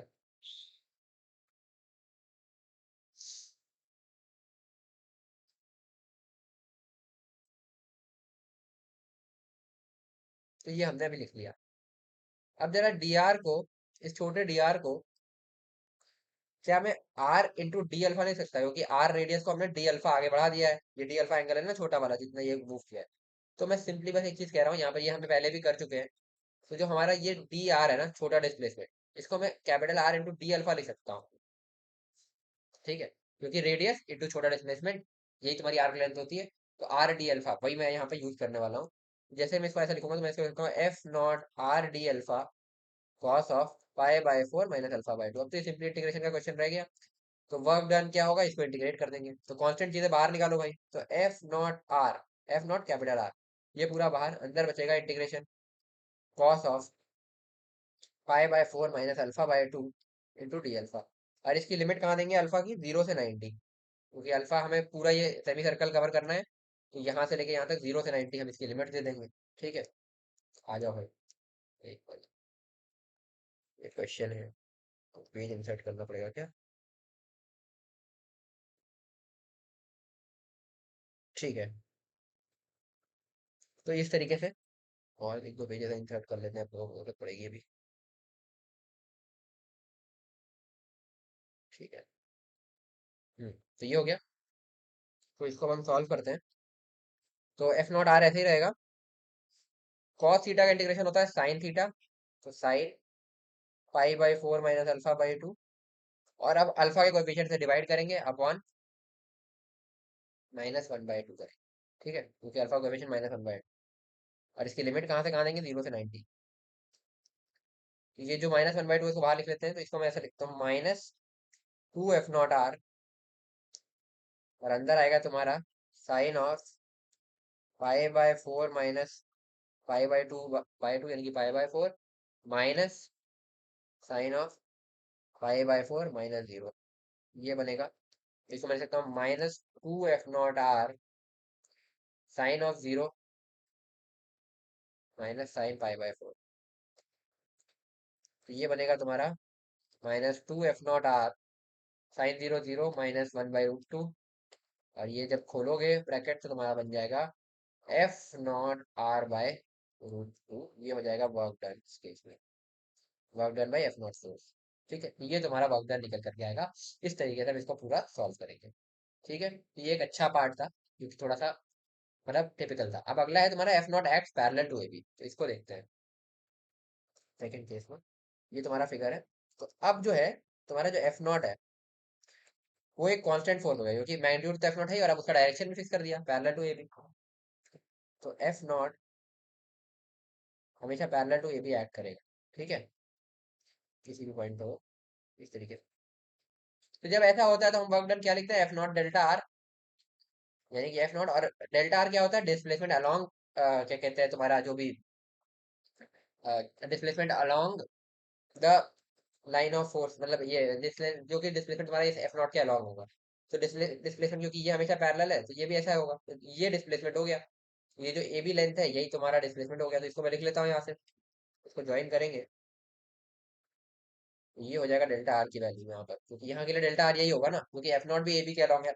अगर f0 ऐसा होता तो डेल्टा आर तुम्हारा ये होता। ठीक है, तो अभी f0 के अलोंग जो तुम्हारा डिस्प्लेसमेंट है वो कितना है, डेल्टा आर, जो कि ये हो जाएगा।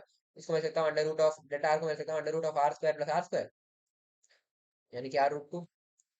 तो f0 r√2, ये हो जाएगा तुम्हारा W का आंसर, सिंपल, सेकेंड वाले केस में। अब आते हैं थर्ड केस पे, जो कि तुम्हारे पिछले क्वेश्चन से सिमिलर भी है। क्या बोल रहा है, f0 is tangential to path. ठीक है भाई, तो f0 टेंजेंशियल टू पाथ है। तो किसी भी जनरल पॉइंट पर देखोगे तो f0 ऐसे टेंजेंशियल होगा, तो तुम्हारा dr भी इसी डायरेक्शन में होगा ना, क्योंकि वो भी टेंजेंशियल ही होगा। तो dw तुम्हारा क्या हो गया, f0 dr, सिंपल। वर्क क्या होगा, इंटीग्रेशन f0 dr, फिर वही f0 बाहर निकालो, इंटीग्रेशन dr, यानी कि पूरा पाथ लेंथ। और ये पाथ लेंथ कितना होगा, पाथ लेंथ होगा तुम्हारा, ये बेसिकली क्वार्टर है ना। तो पूरे सर्कल का पाथ लेंथ होगा 2πr, तो इसका हो जाएगा pi by, sorry, π/2 × r, πr/2, क्योंकि r और ये एंगल कितना है, 90। तो पूरे सर्कल का 2πr होता है, तो क्वार्टर का πr/4 भी बोल सकते हो। तो πr/2 वही लिखा है, ऐसे भी तुम देख सकते हो। ये हो जाएगा f0 πr/2, ये वर्क डन की वैल्यू हो जाएगी। तो इस तरीके से तुम हर केस में कैलकुलेशन कर सकते हो। तो बस अब मेरे ख्याल से वर्क डन का तुम्हें बेसिक क्लियर हो गया होगा। तो इसी कॉन्सेप्ट पे तुम्हारी एरोडोव में भी एक क्वेश्चन है, तो अब हम वो कर लेते हैं। एरोडोव का ये क्वेश्चन नंबर, चैप्टर नंबर 1.118, वो दिख रहा है फर्स्ट चैप्टर में है, और ये 118 दिख ही रहा है। ये हो गया। तो इस क्वेश्चन को अब देखो, एक बार खुद से ट्राई करो, मेरे ख्याल से हो जाना चाहिए। नहीं होगा तो फिर मैं बताता हूँ।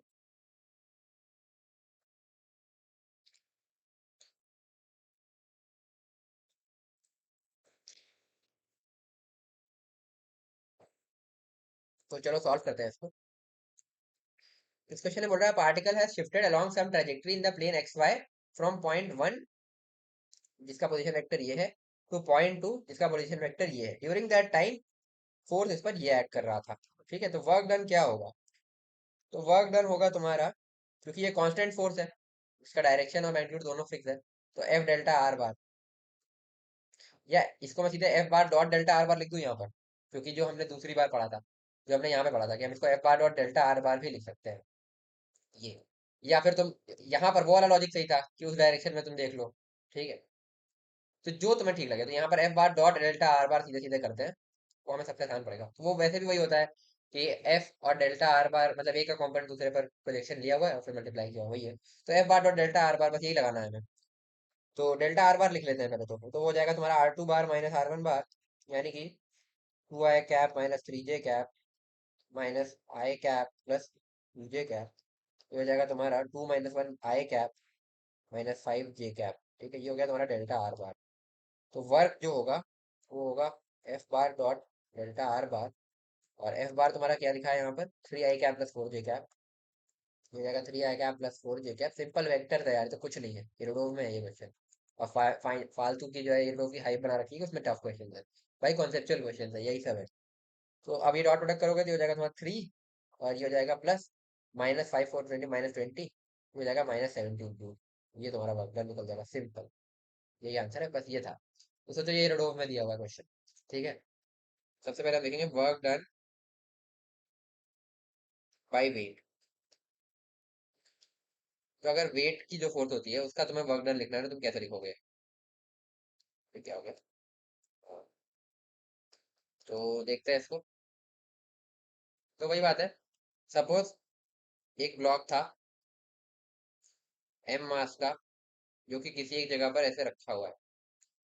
ठीक है, फिर यहां से उसको उठा करके हमने इसी लाइन पे, सपोज ये दोनों को एक्सटेंड कर देता हूँ बेसिकली इस तरीके से। इस ब्लॉक को सपोज हमने उठा करके यहाँ रख दिया,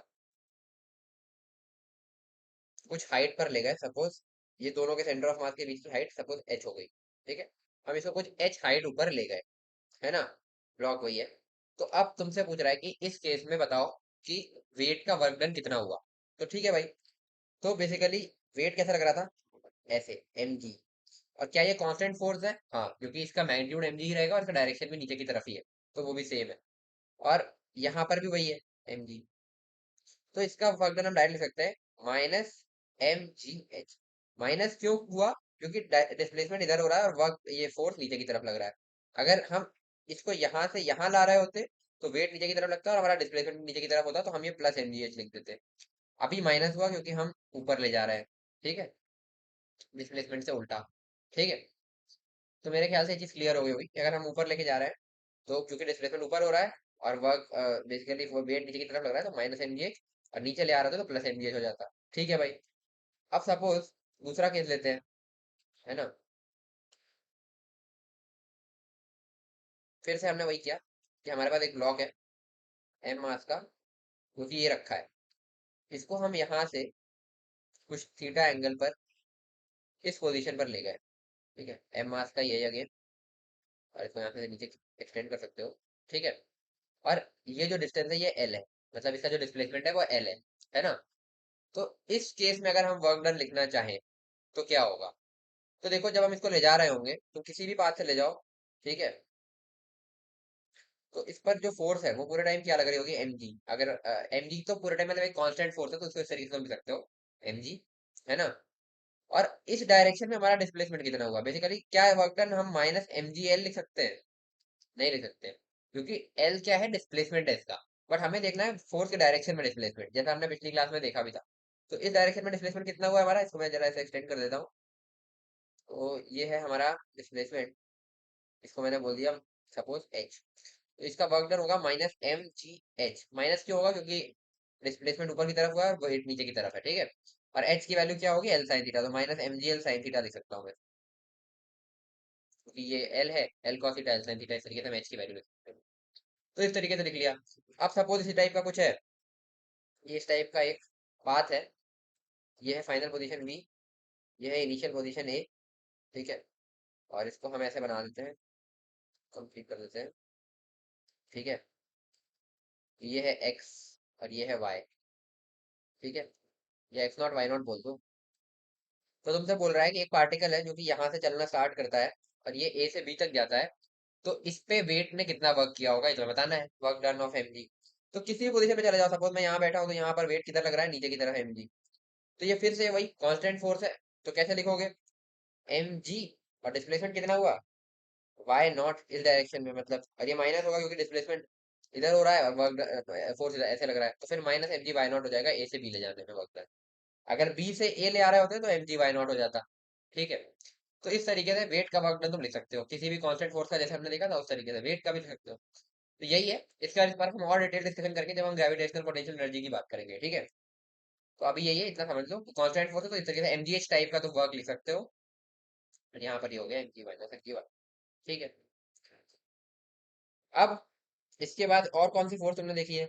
वर्क डन बाय फ्रिक्शन देख लेते हैं।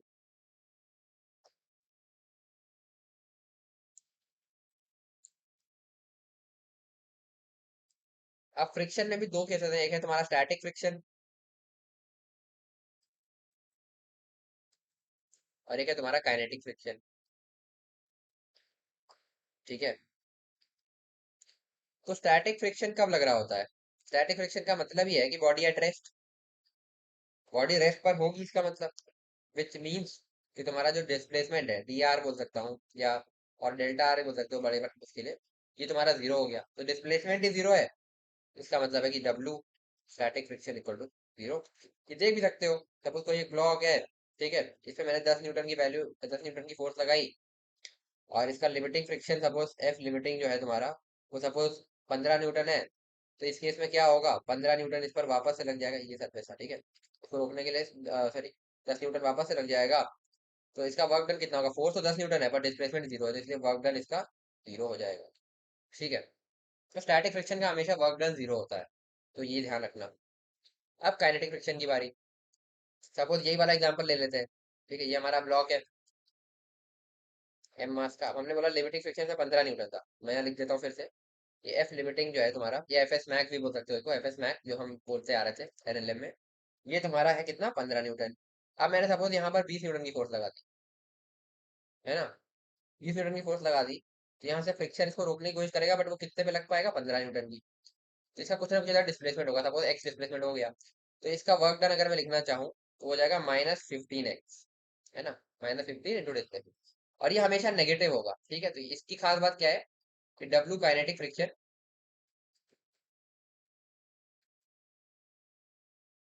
Is always negative. ऐसा क्यों? क्योंकि ये भाई अपोज कर रहा है ना मोशन को, रिलेटिव मोशन की टेंडेंसी को अपोज करने फ्रिक्शन का काम होता है, तो मतलब डिस्प्लेसमेंट अगर हो रहा है तो उसके अपोजिट डायरेक्शन में फ्रिक्शन लग रहा होगा हमेशा ही। तो हमेशा ही इसका डॉट प्रोडक्ट नेगेटिव आएगा, तो ये वर्क डन नेगेटिव ही होगा। तो ये है, इस तरीके से तुम काइनेटिक फ्रिक्शन का वर्क डन लिख सकते हो। इसके अलावा एक और फोर्स है तुम्हारी जो स्प्रिंग फोर्स। स्प्रिंग फोर्स का वर्क डन हम जब पोटेंशियल एनर्जी पढ़ेंगे ना तो उससे डिफाइन करेंगे, तो वो ज्यादा आसान पड़ेगा। तो हम जब पहले जब पोटेंशियल एनर्जी हम स्टार्ट करेंगे उससे पहले कंजर्वेटिव नॉन कंजर्वेटिव फोर्सेस पढ़ेंगे, फिर पोटेंशियल एनर्जी में ग्रेविटेशनल, फिर उसके बाद हमारा स्प्रिंग की आएगी जो तुम्हारी इलास्टिक पोटेंशियल एनर्जी है, और वहीं से हम फिर स्प्रिंग का वर्क डन देखेंगे, तो अभी हम उस पर नहीं जा रहे हैं, ठीक है। तो यही है, इस तरीके से तुम किसी भी तरह की फोर्स का वर्क डन लिख सकते हो, ठीक है। तो इस पे एक दो क्वेश्चंस कर लेते हैं ताकि तुम्हें समझ में आ जाए। तो ये हमारे पास एक क्वेश्चन है सेंगेज का, तो ये क्वेश्चन कर लेते हैं।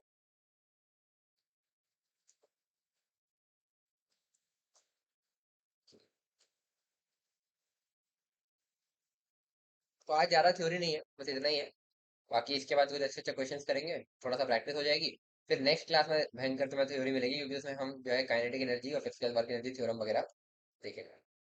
तो देखो, इसे बोला 10 kg block is placed on a rough horizontal floor. ठीक है, ये 10 kg ब्लॉक है, 10 kg block is placed on a rough horizontal floor. ठीक है, being pulled bye a force of 100 Newton. तो इसको 100 न्यूटन से ऐसे खींचा जा रहा है, ये देखो यहाँ पे लिखा हुआ है, ठीक है, दिखाया हुआ है। At an angle of 37 degree over the displacement of 5 metre, है ना। तो यहाँ से यहाँ तक इसको लाए 5 मीटर, मतलब इस डायरेक्शन में 5 मीटर लेकर के आए। एक मिनट यार थोड़ा डार्क कर लेते हैं। तो इस डायरेक्शन में 5 मीटर लेकर के आए हैं, और ये जो फोर्स जिससे ये खींच रहा है ये है 100 न्यूटन की, जो कि हॉरिजॉन्टल से कितने डिग्री पर है, 37 डिग्री पर है। ठीक है। और coefficient of friction between the block and floor ये 0.4 दिया है। तो work done by different force बताना है, तो पहले ग्रेविटी का देख लो भाई। तो एक बात ये बताओ, जो तुम्हारा ग्रेविटी है, ये पार्ट देखो, जो तुम्हारा ब्लॉक है, बेसिकली एक मिनट रुक जाओ, सपोज ये तुम्हारा फ्लोर है ना। तो तुम्हारा ब्लॉक पहले यहाँ रखा था इस तरीके से, इसका मास कितना दिया है, 10 kg, है ना, तो मैं सीधा 10 लिख रहा हूँ यहाँ पर। तो ये, और इसको हमने फिर यहाँ से 5 मीटर इधर ले लिया, और ये यहाँ आ गया फाइनल पोजीशन इसकी, 10 kg का वही ब्लॉक है ना। तो इसमें जो वेट है, जैसे ये वेट का वर्क डन पूछ रहा है ना, तो वेट तो ऐसे लग रहा है mg, तो वेट के परपेंडिकुलर डिस्प्लेसमेंट हुआ है, तो डब्ल्यू एम जी जो हो जाएगा वो जीरो हो जाएगा। वो क्यों हो जाएगा वो देख सकते हो, तो तुम लिखोगे एम जी इंटू डिस्प्लेसमेंट कितना हुआ डेल्टा आर, तो एफ डॉट डेल्टा आर लगा दे रहा हूँ सीधे सीधे कांस्टेंट फोर्स के लिए।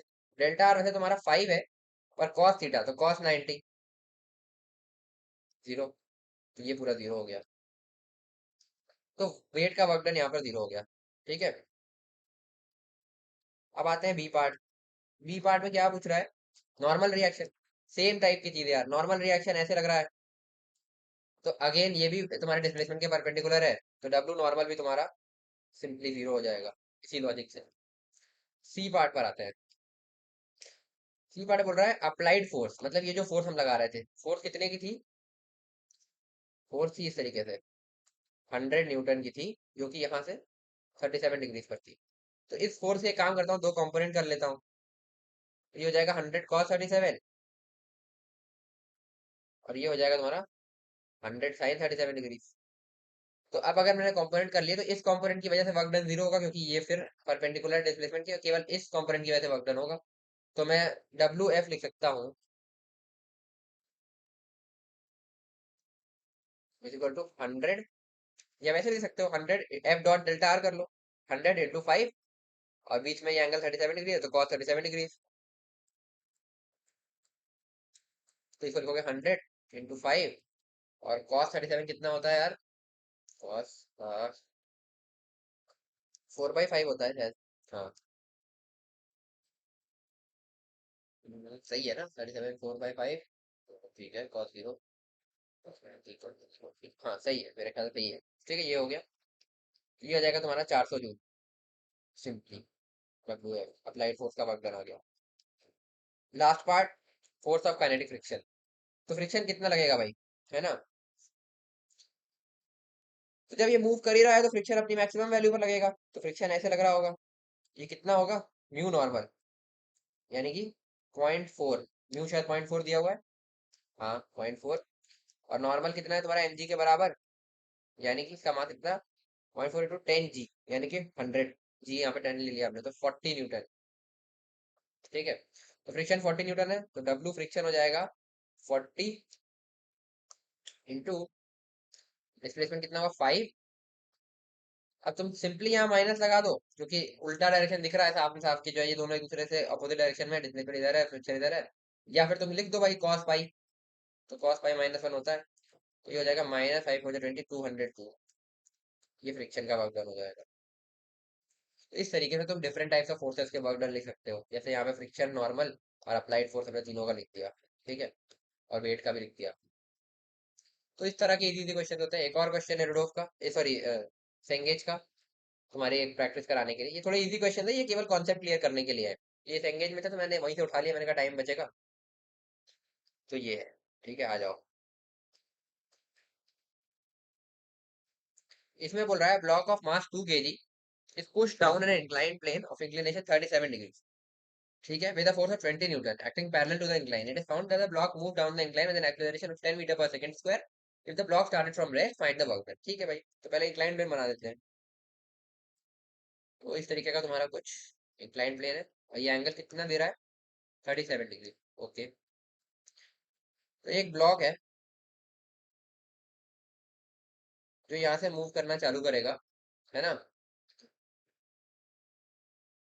पुश डाउन एंड टाइम पे ना with a force of 20 Newton. तो इसको एक 20 न्यूटन की फोर्स से हम नीचे की तरफ पुश कर रहे हैं, 20 न्यूटन।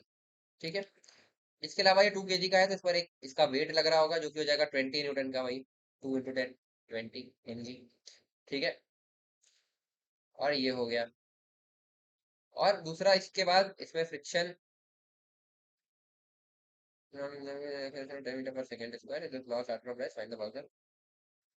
तो फ्रिक्शनल फोर्स की भी ये बात कर रहा है, मतलब फ्रिक्शन भी लगेगा। तो ये अगर मूव नीचे की तरफ कर रहा है, तो फ्रिक्शन तुम्हारा ऐसे लगेगा। अभी कितना लग रहा है वो हम कैलकुलेट करते हैं, है ना? फ्रिक्शन ये हो गया। ठीक है, इसके अलावा क्या और कोई फोर्स बचता है? फ्रिक्शन हो गया, वेट हो गया, ये हो गया, एक नॉर्मल बचता है तुम्हारा, नॉर्मल रिएक्शन। उसको यहाँ पे लिख देते हैं नॉर्मल, इस तरीके से।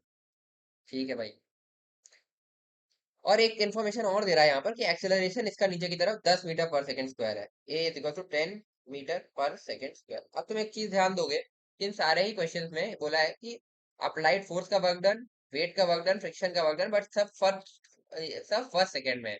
तो फर्स्ट सेकंड में ये कितना डिस्प्लेस हुआ होगा, पहले डिस्प्लेसमेंट निकाल लेते हैं। तो तुम्हारा एक्सेलरेशन है 10, जो कि कांस्टेंट है। तो हम वही लगा लेते हैं, S equal to UT plus half AT square लगा लेते हैं। S equal to UT plus half AT square. तो ये यू तो जीरो था, तो ये जीरो हो जाएगा, तो ये बचेगा केवल हाफ ए टी स्क्वायर। तो हम यहाँ से लिखते हैं हाफ इंटू 10, और टी की वैल्यू क्या हो गई, वन, वन में बोल रहा है, तो 5 मीटर पर, सॉरी 5 मीटर तुम्हारा आ गया डिस्प्लेसमेंट। ठीक है भाई, डिस्प्लेसमेंट 5 मीटर आ गया। ओके, तो अब हम एक एक का वर्क डन लिख लेंगे। तो सबसे पहले अप्लाइड फोर्स का वर्क डन लिख लेते हैं, बहुत ही इजी। अप्लाइड फोर्स तो सीधे सीधे दिख रही है 20 न्यूटन, है ना, 20 न्यूटन डॉट डेल्टा आर। तो डिस्प्लेसमेंट कितने का हुआ है, 5 का, और डिस्प्लेसमेंट का डायरेक्शन किधर है, डिस्प्लेसमेंट हुआ है यहाँ से यहाँ तक, और तुम्हारा फोर्स भी उसी डायरेक्शन में लग रहा है। तो तुम्हारा डॉट प्रोडक्ट सिंपली मल्टीप्लाई कर दोगे, यहाँ पे लिख दोगे कॉस जीरो, ये जीरो वन बन गया, ये जाएगा तुम्हारा 100 जूल, क्योंकि तो सिंपली 100 जूल आ गया अप्लाइड फोर्स का वर्क डन। सेकेंड पार्ट है, बोल रहा है वेट का वर्क डन बता दो, है ना। तो वेट ये रहा तुम्हारा 20 न्यूटन, है ना। तो वेट के दो कंपोनेंट आएंगे, एक इस डायरेक्शन में, एक इस डायरेक्शन में, है ना। तो जो ये वाला कंपोनेंट है यही वर्क डन करेगा, और ये वाला कंपोनेंट तो तुम्हारे डिस्प्लेसमेंट के परपेंडिकुलर है, तो इसका कोई वर्क डन होगा नहीं। ठीक है, तो कंपोनेंट कर लेते हैं भाई, है ना। तो ये आएगा तुम्हारा कितना, ये एंगल तुम्हारा आएगा 37 डिग्री, क्योंकि थीटा होता है, तो ये आ जाएगा 20 cos 37, और ये आ जाएगा तुम्हारा 20 sin 37 डिग्री।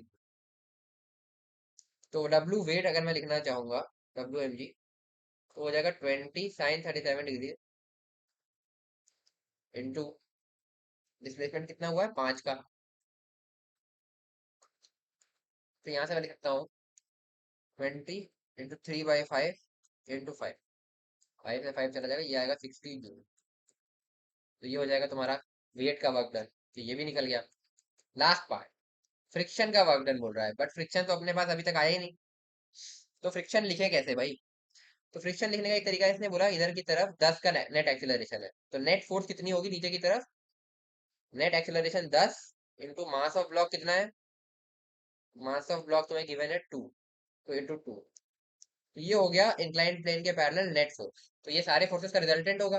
तो इस तरफ दो फोर्सेस है, एक तो है 20 sin 37 डिग्री, जो कि तुम्हारा वेट का कंपोनेंट है, 20 sin 37 डिग्री, प्लस ये जो तुम्हारा 20 न्यूटन का अप्लाइड फोर्स था, ये भी इधर की तरफ है, नीचे की तरफ इंक्लाइंड प्लेन, तो +20, माइनस, माइनस क्यों, क्योंकि फ्रिक्शन उल्टे डायरेक्शन है, माइनस फ्रिक्शन, तो माइनस फ्रिक्शन, ये हो जाएगा तुम्हारा।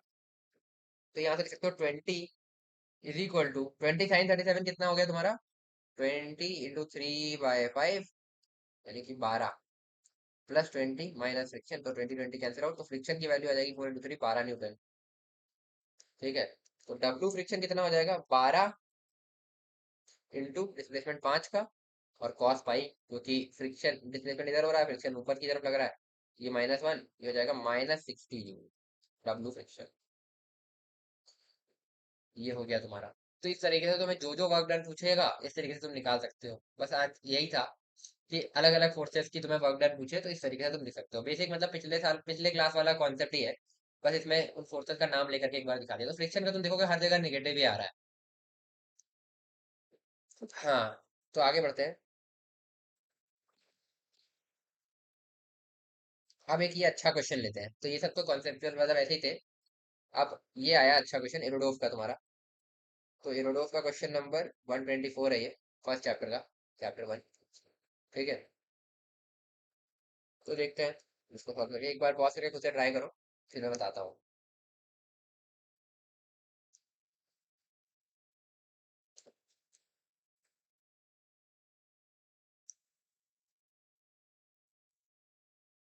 तो इस क्वेश्चन में बोल रहा है a chain of mass m equal to 0.8 kg and length 1.5 metre rest on a rough horizontal surface, rough surface horizontal नहीं, of rough surface table, so that one of its end hangs over the edge, मतलब एक edge के ऊपर hang कर रहा है end. The chain start sliding off the table all by itself provided that the hanging part equals to this. ठीक है, what will be the total work performed by the friction forces. देखते हैं। तो जो ये इनिशियल कंडीशन बोल रहा है, सपोज ये तुम्हारी टेबल हो गई इस तरीके की, है ना। इस पर तुम्हारी एक चेन रखी है, इस तरीके से चेन बना दे रहा हूँ, और इसका कुछ पार्ट यहाँ हैंग कर रहा है, जिसको इसने बोला भी है कि ये 1/3 ऑफ द चेन हैंग कर रहा है, यानी कि L इक्वल टू 1.5 मीटर है। ठीक है, तो यहाँ जो पार्ट हैंग कर रहा है ये कितना है, 0.5 मीटर, इसका 1/3 है ना। और जो यहाँ पर रखा हुआ है ये कितना है, 1 मीटर। ठीक है, ये हो गया। तो ये बोल रहा है कि जब ये इस कंडीशन में है तो the chain start sliding on the table all by itself, तो ये क्रिटिकल इक्विलिब्रियम है इस टाइम पर, मतलब इसी समय पर इसकी बस स्टार्ट जो है चलने की टेंडेंसी बन जा रही है। तो इसका एफबीडी बना के देखते हैं इसमें क्या क्या बनेगा। तो बेसिकली ये जो पार्ट यहाँ पे हैंग कर रहा है इसका वेट इधर आएगा, तो इसका मास कितना होगा। सपोज मैंने इसका मास एम डैश बोल दिया इंटू जी, तो एम डैश कितना होगा, इस पूरी रो का लैम्डा इंटू इट्स लेंथ यानी कि 0.5, और लैम्डा कितना है मास पर यूनिट लेंथ यानी कि टोटल मास इसका कितना है, लैम्डा की वैल्यू यहाँ लिख देते हैं, total mass upon total length हो जाएगा वो। ठीक है, तो टोटल मास इसका कितना दिया हुआ था तुम्हें 0.8, और टोटल लेंथ 1.5, ये यहाँ पे लिख देते हैं 0.8 अपॉन 1.5 टू 0.5, ये हो जाएगा 3, ये हो जाएगा 0.8/3। तो ये जो वेट होगा ये हो जाएगा एम डैश जी, ठीक है, क्योंकि 0.8/3 की हो जाएगा, 0.8/3 इंटू जी, ये हो गया। इसके अलावा क्या होगा, यहाँ पर एक फ्रिक्शन लगेगा क्योंकि जस्ट इसको बराबर कर रहा होगा, बाकी इस रूप में टेंशन अलग होगी, तो ठीक है, ये फ्रिक्शन इसके बराबर होगा इस समय पर।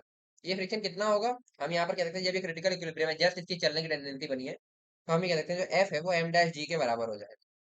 क्यों हो जाएगा, क्योंकि ये बेसिकली यहाँ पे यही फोर्स है ना जो इसको इधर की तरफ खींच रहा है, और ये वाली फोर्स है जो इसको नीचे ले जा रहा है। ठीक है, तो ये दोनों जस्ट इक्वल है। अब इसके बाद ये थोड़ा सा भी बढ़ेगा तो इसके नीचे चलने की टेंडेंसी बन जाएगी, तो ये क्रिटिकल पे है। ठीक है, तो ये हो गया। तो इस तरह के क्वेश्चन हम एनएलएम में बहुत कर चुके हैं। ठीक है, तो F equal to M dash G हो गया तुम्हारा, तो एफ तुम्हारा जो होगा, और फ्रिक्शन को हम लोग यहाँ लिख क्या सकते हैं, तो अगर तुम ध्यान से देखो तो ये जो पार्ट ऊपर पड़ा है इसका भी एक बार एबिलिटी देख लो, तो इसका जो वेट है, सॉरी, हाँ ठीक है, तो इस वाले पार्ट का जो वेट है वो ऐसे लग रहा होगा, इसका मास मैंने बोल दिया एम डबल डैश जी, और इसी के अपोजिट यहाँ से नॉर्मल लग रहा होगा, तो एम डबल डैश क्या होगा, लैम्डा इंटू इसकी लेंथ कितनी है 1, यानी कि ये 0.8/1.5 हो जाएगा। ठीक है, और यही तुम्हारा एम डैश जी जो है वो नॉर्मल के बराबर होगा, है ना, सॉरी, एम डैश जी ये म्यू नॉर्मल के बराबर होगा, है ना। फ्रिक्शन को तो म्यू नॉर्मल भी तो लिख सकते हो, ये नॉर्मल है ना। ठीक है भाई, तो लिखोगे यहाँ से M dash G is equal to mu, और नॉर्मल की वैल्यू कितनी होगी, नॉर्मल इस एम डबल डैश जी के बराबर नहीं होगा, तभी तो यहाँ पर इक्विलिब्रियम रहेगा, तो एम डबल डैश जी लिख दूंगा नॉर्मल की वैल्यू, एम डबल डैश जी, तो ये लिख दिया हमने। यहाँ से म्यू की वैल्यू आएगी तुम्हारी M dash upon M double dash, और एम डैश की वैल्यू क्या थी तुम्हारी 0.8/3, यहाँ पे लिख रहा हूँ 0.8/3, और एम डबल डैश की वैल्यू क्या आई 0.8/0.15, ये हमने निकाल ली है 0.8/0.15, तो ये 0.8 से 0.8 कैंसिल आउट, तो अब ये तुम्हारा बचेगा 0.15/3, ये म्यू की वैल्यू आएगी, सॉरी 0.15 कुछ गलत किया क्या, हाँ ठीक है यही है, तो ये आ जाएगी म्यू की वैल्यू आएगी तुम्हारी 0.3505, तो ये आ गया तुम्हारा म्यू। आई थिंक सही किया है।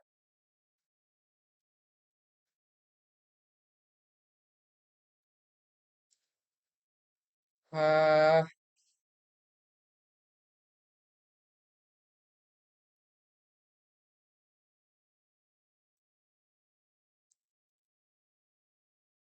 हाँ गलत कर दिया था ना यार, एक मिनट, ये 0.15 नहीं है ना, ये 1.5 है, सॉरी, वही मुझे लग रहा था, तो ये 1.5 करोगे यहाँ पे, तो इसकी वैल्यू आएगी 1/2 यानी कि 0.5, म्यू की वैल्यू आ गई 0.5। म्यू की वैल्यू हमें क्यों निकालनी पड़ी है, क्योंकि देखो, अब तुम बोल सकते हो कि भाई तुमने यहाँ से फ्रिक्शन निकाल लिया इससे, तो बस ये डिस्प्लेसमेंट तुम बोल दो 1 मीटर, तो फ्रिक्शन का वर्क डन सीधे सीधे फ्रिक्शन इंटू 1 मीटर नेगेटिव में उल्टा करके लिख दो भाई, कि -F/1, ये तुम्हारा वर्क डन हो गया। पर क्या ऐसा होगा, खुद बताओ, क्योंकि जैसे ही ये थोड़ा सा स्लाइड करेगी ना, देखो होगा क्या, ये बात को बहुत ध्यान से समझना, यही इस क्वेश्चन की ब्यूटी है, मतलब कि इस क्वेश्चन में यही बात है। ठीक है, ये हल्का सा भी हुआ, जैसे ये 0.5 से 0.6 हुआ ना, तो ये वाला तुम्हारा 1 से 0.9 हो जाएगा, जैसे ही 0.9 होगा तो तुम्हारा एम डबल डैश चेंज हो जाएगा। ठीक है, तो ये मास कम हो जाएगा, बेसिकली जो जो मास यहाँ ऊपर रखा था ये कम हो जाएगा, ये कम होगा तो तुम्हारा ये वेट कम हो जाएगा, ये वेट कम होगा तो ये नॉर्मल कम हो जाएगा, और अगर ये नॉर्मल कम हो गया तो ये फ्रिक्शन भी कम हो जाएगा। तो फ्रिक्शन बेसिकली धीरे धीरे घटता जाएगा, जैसे जैसे ये रोप नीचे गिरती जाएगी ना, फ्रिक्शन भी घटता जाएगा, तो फ्रिक्शन एक वेरिएबल फोर्स बन जाएगा यहाँ पे, ना कि कांस्टेंट फोर्स। तो तुम इसका डायरेक्टली फ्रिक्शन इंटू डिस्प्लेसमेंट करके नहीं ले सकते। ये जो एफ की वैल्यू निकाली तुमने, ये उस क्रिटिकल कंडीशन में बनाई है जब इसकी जस्ट मूव करने की टेंडेंसी स्टार्ट हुई है, पर फ्रिक्शन पूरे टाइम ऐसा नहीं है, जैसे ये थोड़ा सा आगे बढ़ेगा फ्रिक्शन चेंज होगा, थोड़ा और आगे बढ़ेगा फ्रिक्शन और कम होगा, थोड़ा और आगे बढ़ेगा फ्रिक्शन और कम होगा, इस तरीके से। तो हमें एक जनरल इंस्टेंट पर देखना पड़ेगा, फिर डिफरेंशियल वर्क लिखना पड़ेगा, फिर उसको इंटीग्रेट करना पड़ेगा। तो हम एक जनरल इंस्टेंट पर अब देखते हैं कि क्या हो रहा है, ठीक है। तो लिखोगे at any general instant, at any general instant होगा क्या, फिगर फिर से बना रहा हूँ, है ना। जनरल इंस्टेंट पर ऐसा कुछ होगा, ये है तुम्हारी टेबल, ठीक है। एक मिनट, रो को कैसे बनाते हैं, है ना, ये है तुम्हारी रो, जैसे कुछ पार्ट नीचे है। अब कितना पार्ट हमें नहीं पता, सपोज इस पर ऊपर एक्स पार्ट है, ये वाला पार्ट तुम्हारा एल माइनस एक्स हो जाएगा, ठीक है। एल कितना है 1.5, जो तुम्हें गिवन है क्वेश्चन में पहले से, ठीक है। तो ये हो गया। तो इस जनरल इंस्टेंट पर फोर्सेस क्या होंगी, तो बेसिकली तुम्हारा फ्रिक्शन लग रहा होगा यहाँ पर, यहाँ पर इसका वेट लग रहा होगा, जिसको मैंने कुछ और नाम दिया है, एम नॉट ई, ऐसा बोल दे रहा हूँ, ठीक है। ये हो गया। तो ये जा तो स्लोली ही रहा है ना। तो फ्रिक्शन अब हम कैलकुलेट करेंगे, और ये हो गया। इसके अलावा जो यहाँ पर मास होगा, ठीक है, उसको मैंने कुछ नाम दे दिया, सपोज जो इस पे ऊपर मास बचेगा, इसका जो वेट होगा उसको मैंने कुछ नाम दे दिया, क्या दे दूं, एम ट्रिपल डैश दे दूं, बहुत ज्यादा हो जाएगा यार, M1G बोल देता हूँ, ठीक है। और ये हो गया नॉर्मल, ठीक है, ये इस पे फोर्सेस हो गए, है ना। तो अब जो फ्रिक्शन होगा वो होगा तुम्हारा म्यू नॉर्मल, यानी कि म्यू इंटू M1G। तो अब हम M1, अब हमारा फोकस होना चाहिए कि हम ये M1 कैसे निकालें। तो M1 क्या होगा, लैम्डा इंटू इट्स लेंथ, जो यहाँ पर लेंथ है, और ये लेंथ हमने कितनी मानी थी, यहाँ पे लिखा है एक्स, तो लैम्डा एक्स, ये हो जाएगी। तो ये हो गया, ठीक है। M1 तुम्हारा आ गया लैम्डा एक्स। तो फ्रिक्शन तुम लिख सकते हो यहाँ से, friction equal to mu M1G, जिसको हम लिख सकते हैं म्यू लैम्डा एक्स जी, ये हो गया फ्रिक्शन। तो डब्ल्यू फ्रिक्शन अगर मैं लिखना चाहूंगा तो मैं लिखूंगा म्यू लैम्डा एक्स जी, है ना। ये हो गया फ्रिक्शन की वैल्यू, इनटू यहाँ से सपोज अब थोड़ा सा जो है और आगे, ये थोड़ा सा और नीचे गया, तो यहाँ से dx लेंथ सपोज ये नीचे आया है, ये आगे बढ़ा, ये dx कम हुआ यहाँ से, है ना। तो इस तरीके से ये dx लेंथ आगे बढ़ा बेसिकली ऐसे, है ना। तो ये हो जाएगा dx, है ना।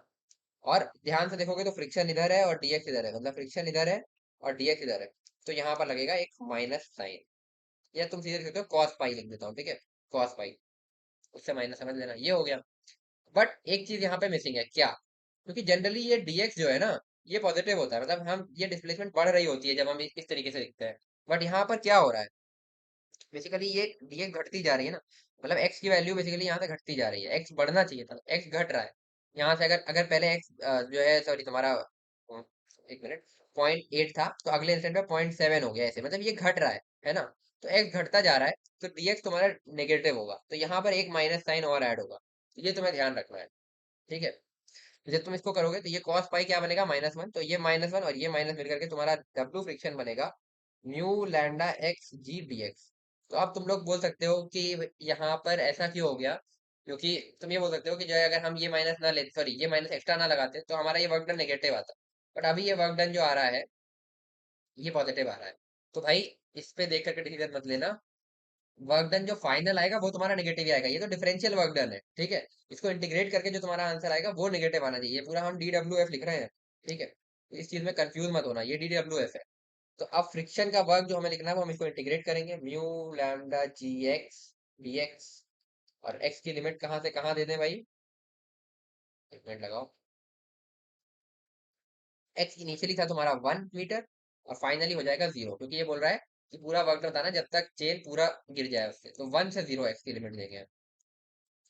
तो एक्स की लिमिट होगी तुम्हारी 1 से लेकर के क्या हो गया 0 तक की, ये आएगा। तो म्यू लैम्डा जी बाहर निकाल दिया, इंटीग्रेशन एक्स डी एक्स बचा 1 से 0। तो एक्स का इंटीग्रेशन क्या होता है, तो म्यू लैम्डा जी ऐसे ही रखो, x²/2, और इसकी लिमिट दो 1 से 0, ये आएगा तुम्हारा minus mu lambda g/2 W friction, ठीक है। इसमें से आप जो जो इन्फॉर्मेशन अपने पास थी उसमें हम इसको एडजस्ट कर लेते हैं। तो म्यू की वैल्यू तुम्हें दी थी नहीं, म्यू हमने यहाँ पे निकाला था, कहाँ गया, म्यू 0.5 था, इसीलिए म्यू वहां पे निकाला था, क्योंकि अभी हमें चाहिए था। ये हो जाएगा -0.5। लैम्डा की वैल्यू कहाँ है भाई, ये रही, 0.8/0.15, है ना। तो इसको लिख देता हूँ यहाँ पे, इंटू 0.8/0.15। जी की वैल्यू 10 ले लेते हैं, और यहाँ पे 2 से डिवाइड कर देते हैं इसके अलावा। ठीक है, ये बनेगा तुम्हारा 0.3। ठीक है, पॉइंट से पॉइंट गया, ये आएगा तुम्हारा 80/6।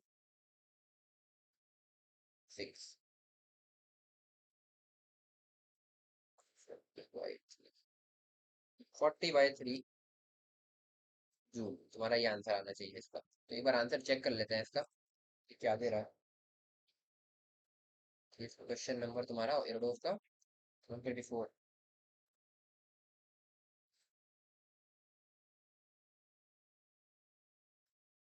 हाँ, ये माइनस में आएगा, ये याद रखना। माइनस यहाँ पे भूल गए थे। कुछ गलत हो रहा है क्या?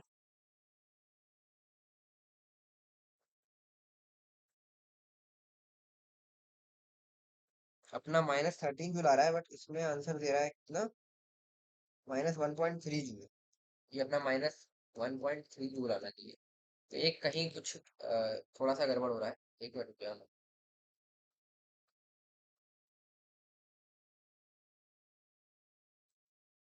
यहीं पे गड़बड़ है, रुक जाओ एक मिनट। यही है, यहाँ कहीं कुछ गड़बड़ हो रही है। तो -μ λg/2, ये तुम्हारा आंसर होना चाहिए। तो इसको हम लिखते हैं -1/2। म्यू की वैल्यू थी तुम्हारी 0.5, लैम्डा की वैल्यू थी 0.8 बाई टोटल लेंथ 1.5। हाँ, 0.15 नहीं थी ना, वही तो गलत, फिर से वही गलती कर दी थी यार। × 10, ये होगा तुम्हारा आंसर। यहाँ से जब सॉल्व करोगे, ये आएगा 3। तो तुम्हारा आंसर आ जाएगा 8/6, यानी कि सॉरी -8/6, यानी कि -1.32। तो वो थोड़ा सा एक ये पॉइंट की दिक्कत हुई थी, ये हम लोग पहले भी इस क्वेश्चन में मिस्टेक कर चुके हैं, ऊपर गलत लिख दिया था। तो ये हो जाएगा तुम्हारा आंसर। तो इस तरीके से इस क्वेश्चन को हम सॉल्व करेंगे। हाँ, तो ये है ना, यही गड़बड़ करती थी। ठीक है, तो ध्यान रखने वाली बात इसमें ये है कि ज्यादातर लोग गलती क्या करते हैं कि ये तो सोच लेते हैं। खैर, ये भी सोचना एक बड़ी बात है, अगर तुमने यहाँ तक सोच लिया था तो अच्छी बात है, कि फ्रिक्शन को हम इससे इक्वल करेंगे और ये मास वास ले लेकर के ये सब कर लोगे। लेकिन फिर ये जो फ्रिक्शन आएगा, यहाँ से तुम्हारा फ्रिक्शन का वैल्यू आ रहा है m' g के बराबर। बट ये फ्रिक्शन कांस्टेंट नहीं है, ये फ्रिक्शन वेरी करेगा। क्यों करेगा, ये फिर से मैं तुम्हें बता देता हूँ, मैं बता चुका हूँ ऑलरेडी वैसे, कि जैसे ये थोड़ा सा भी नीचे जाएगा, यहाँ का मास कम हो जाएगा रखा हुआ, ये मास कम होगा तो mg कम होगा, mg कम होगा तो नॉर्मल कम होगा, नॉर्मल कम होगा तो फ्रिक्शन कम होगा। इसलिए फ्रिक्शन कंटिन्यूसली वेरी करेगा, और इसीलिए फ्रिक्शन का हम फ्रिक्शन यहाँ पे एक वेरिएबल फोर्स बन जाएगा, और फिर हम उसका फिर वेरिएबल फोर्स के साथ, जैसे हम वर्क डन कैलकुलेट करते थे, हमने पिछली क्लास में देखा था, तो उस तरीके से dw लिख करके फिर इंटीग्रेट करेंगे। वही हमने यहाँ पे किया है। पर ये वाली चीज हमें फिर करने की जरूरत क्यों पड़ी, कि हमने ये जो फ्रिक्शन को इसका इक्वेट किया, इसलिए किया क्योंकि यहाँ से हमें म्यू की वैल्यू मिली।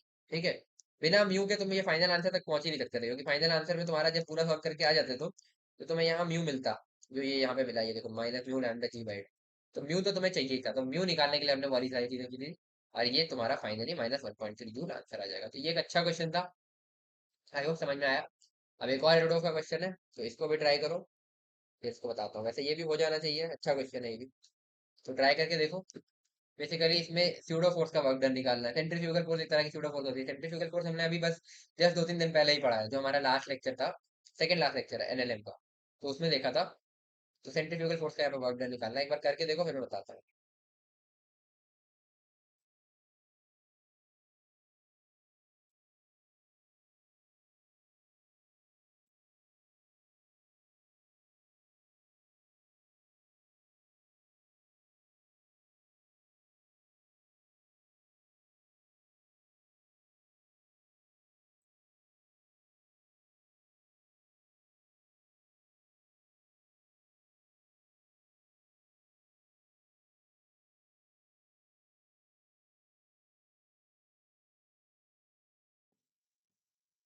तो देखते हैं इस क्वेश्चन को।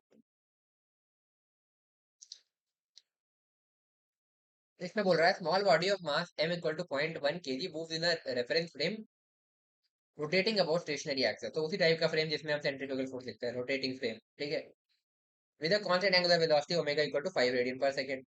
ठीक है, the work What work does the centrifugal force of inertia perform during the transfer of the body along an arbitrary path from point 1 to point 2, जो कि रेडियस 30 सेंटीमीटर है, 50 सेंटीमीटर के पाथ पर ये ट्रांसफर किया। तो ये बोल रहा है कि सपोज ये एक एक्सिस है ना, इसके अबाउट तुम्हारा एक पार्टिकल है जो ऐसे रोटेट कर रहा है, और इसका रेडियस है 30 सेंटीमीटर। ठीक है, 30 सेंटीमीटर। और इसका ओमेगा कितना है तुम्हें दिया हुआ है रोटेशन के लिए, 5 रेडियन पर सेकेंड। ठीक है भाई, यहाँ से हमने क्या किया, कुछ एक्शन किया, कुछ ऐसा कुछ किया जिसमें से ये जो है स्लोली स्लोली इस तरीके से एक बड़े रेडियस के सर्कल में शिफ्ट हो गया और अब ये रोटेट करने लगा। और ये कितना है 50, सॉरी यार थोड़ा ढंग से बनाते हैं।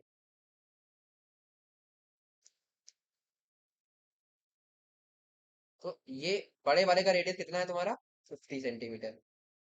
तो ये इस तरीके से यहाँ तक चला गया। ठीक है, तो इस पूरे प्रोसेस में, ठीक है, बेसिकली ये यहाँ से यहाँ, मतलब यहाँ पर था, सेंट्रीफ्यूगल फोर्स यहाँ पर था, और यहाँ से ये फिर यहाँ तक चला गया। तो अब हम इस रोटेटिंग फ्रेम में बैठ करके एनालिसिस करेंगे और हमें बताना है कि सेंट्रीफ्यूगल फोर्स का वर्क डन कितना है इसको यहाँ से यहाँ ले जाने में। तो एक काम करता हूँ, मैं टॉप व्यू ले लेता हूँ। ठीक है, तो टॉप व्यू ऐसा कुछ है, ये तुम्हारा पहला वाला सर्कल है और ये तुम्हारा दूसरा वाला सर्कल है। ठीक है, इसका रेडियस है 30 सेंटीमीटर और इसका रेडियस है 50 सेंटीमीटर। तो देखो सेंट्रीफ्यूगल फोर्स यहाँ पर भी ऐसे परपेंडिकुलरली बाहर की तरफ एक्ट करेगी, और इस वाले पर भी परपेंडिकुलरली बाहर की तरफ एक्ट करेगी। तो ये तो हम पहले देख चुके हैं। ठीक है, सेंट्रीफ्यूगल फोर्स ऐसे ही एक्ट करती है, एम आर ओमेगा स्क्वायर का मैग्नीट्यूड होता है। ठीक है, अब सपोज हम एट जनरल इंस्टेंट चले गए, क्योंकि हम यहाँ से बेसिकली प्रोसेस क्या कर रहे हैं कि हम इस सर्कल से इस सर्कल तक जा रहे हैं, है ना। सपोज हम किसी जनरल इंस्टेंट पर देखते हैं जब हम यहाँ से कुछ एक्स दूरी पर है, ठीक है, और पार्टिकल तुम्हारा यहाँ पर है, तो अभी भी ये सर्कुलर मोशन कर रहा होगा। तो अब इस पर जो सेंट्रीफ्यूगल फोर्स लग रही होगी, एफ सेंट्रीफ्यूगल, वो होगी तुम्हारी कितनी, एम एक्स ओमेगा स्क्वायर, क्योंकि रेडियस इसका एक्स है और घूम कितने से रहा है, ओमेगा से। ये देखो यहाँ पे बनाया हुआ है 5 रेडियन पर, ये तो सेम ही है। तो एम एक्स ओमेगा स्क्वायर तुम्हारी ये हो गई। और इसी से जस्ट अगले इंस्टेंट पर सपोज ये यहाँ से कुछ डीएक्स आगे बढ़ेगा, तो ऐसे डीएक्स डीएक्स करके ये आगे चलता चला जा रहा है, डिस्प्लेसमेंट डीएक्स हो गया। तो अब मैं अगर डी डब्ल्यू सेंट्रीफ्यूगल फोर्स लिखूंगा, अगर work done, differential work done, तो वो हो जाएगा F centrifugal dot D X bar, यानी कि एफ सी डी एक्स इधर लिख सकता हूँ, क्योंकि देखो डीएक्स का डायरेक्शन भी यही है और सेंट्रीफ्यूगल का डायरेक्शन भी यही है। ठीक है भाई, तो इसको मैं सीधे सीधे लिख दूंगा m omega square x D x, ये हो जाएगा डी डब्ल्यू सी। अब इसको इंटीग्रेट कर दो टोटल वर्क निकालने के लिए। एक्स की लिमिट कहाँ से कहाँ तक देंगे भाई, इनिशियली 30 था, 30 से ये कहाँ तक गया 50 तक, तो इसकी लिमिट देंगे 30 सेंटीमीटर से 50 सेंटीमीटर, यानी कि 0.3 मीटर से 0.5 मीटर। तो मीटर में ही चलते हैं भाई, फालतू का स्टैंडर्ड यूनिट्स में ही चलते हैं, 0.3 से 0.5 मीटर। ठीक है, तो डब्ल्यू सी तुम्हारा निकल करके आएगा, एम ओमेगा स्क्वायर तो बाहर निकाल लो, इंटीग्रेशन एक्स डी एक्स, 0.3 से 0.5, ये आएगा तुम्हारा m omega square x square by two, इसको लिमिट दोगे 0.3 से 0.5, यानी कि ये आएगा तुम्हारा m omega square by two, बाहर निकाल लिया, अंदर आएगा 0.5 का स्क्वायर कितना हो जाएगा तुम्हारा 0.25, और 0.3 का स्क्वायर हो जाएगा तुम्हारा 0.09।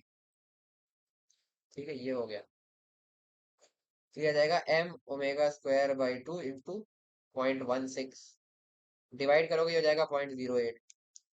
ठीक है, इसको लिखोगे 0.08 एम ओमेगा स्क्वायर। वैल्यूज लिखो भाई, एम की वैल्यू कितनी है 0.1 यहाँ पे, और ओमेगा की 5, इन दोनों को पुट कर दो, तो 0.08 इंटू 0.1 इंटू 5 का स्क्वायर, ये तुम्हारा निकल करके आ जाएगा 0.2 जूल। तो सेंट्रीफ्यूगल फोर्स का वर्क जो होगा वो 0.2 जूल, इस तरीके से तुम लिख दोगे। तो इस क्वेश्चन में यही था। इस तरीके से तुम किसी भी टाइप का फोर्स दे सकते हो। अब ये तो यहाँ पे सेंट्रीफ्यूगल फोर्स थी, कोई और सूडो फोर्स हो सकती है। तो बस तुम्हें ध्यान यही रखना है कि फोर्स और डिस्प्लेसमेंट लिखना है उस फ्रेम में बैठ के। और ये हमने पहले लेक्चर में बात करी है कि वर्क डन तुम्हारा फ्रेम डिपेंडेंट होता है। तो रोटेटिंग फ्रेम में वर्क डन ये निकला है सेंट्रीफ्यूगल फोर्स का। कोई और फ्रेम होता तो दूसरा, अगर हम ग्राउंड फ्रेम में देखा सेंट्रीफ्यूगल फोर्स होती ही नहीं, फिर सेंट्रीपिटल फोर्स होती। देखो एक किसी ने ये डाउट भी पूछा था मेरे से, अभी मेरे को अभी याद आ गया कमेंट में, जहाँ हमने सेंट्रीफ्यूगल पढ़ा था।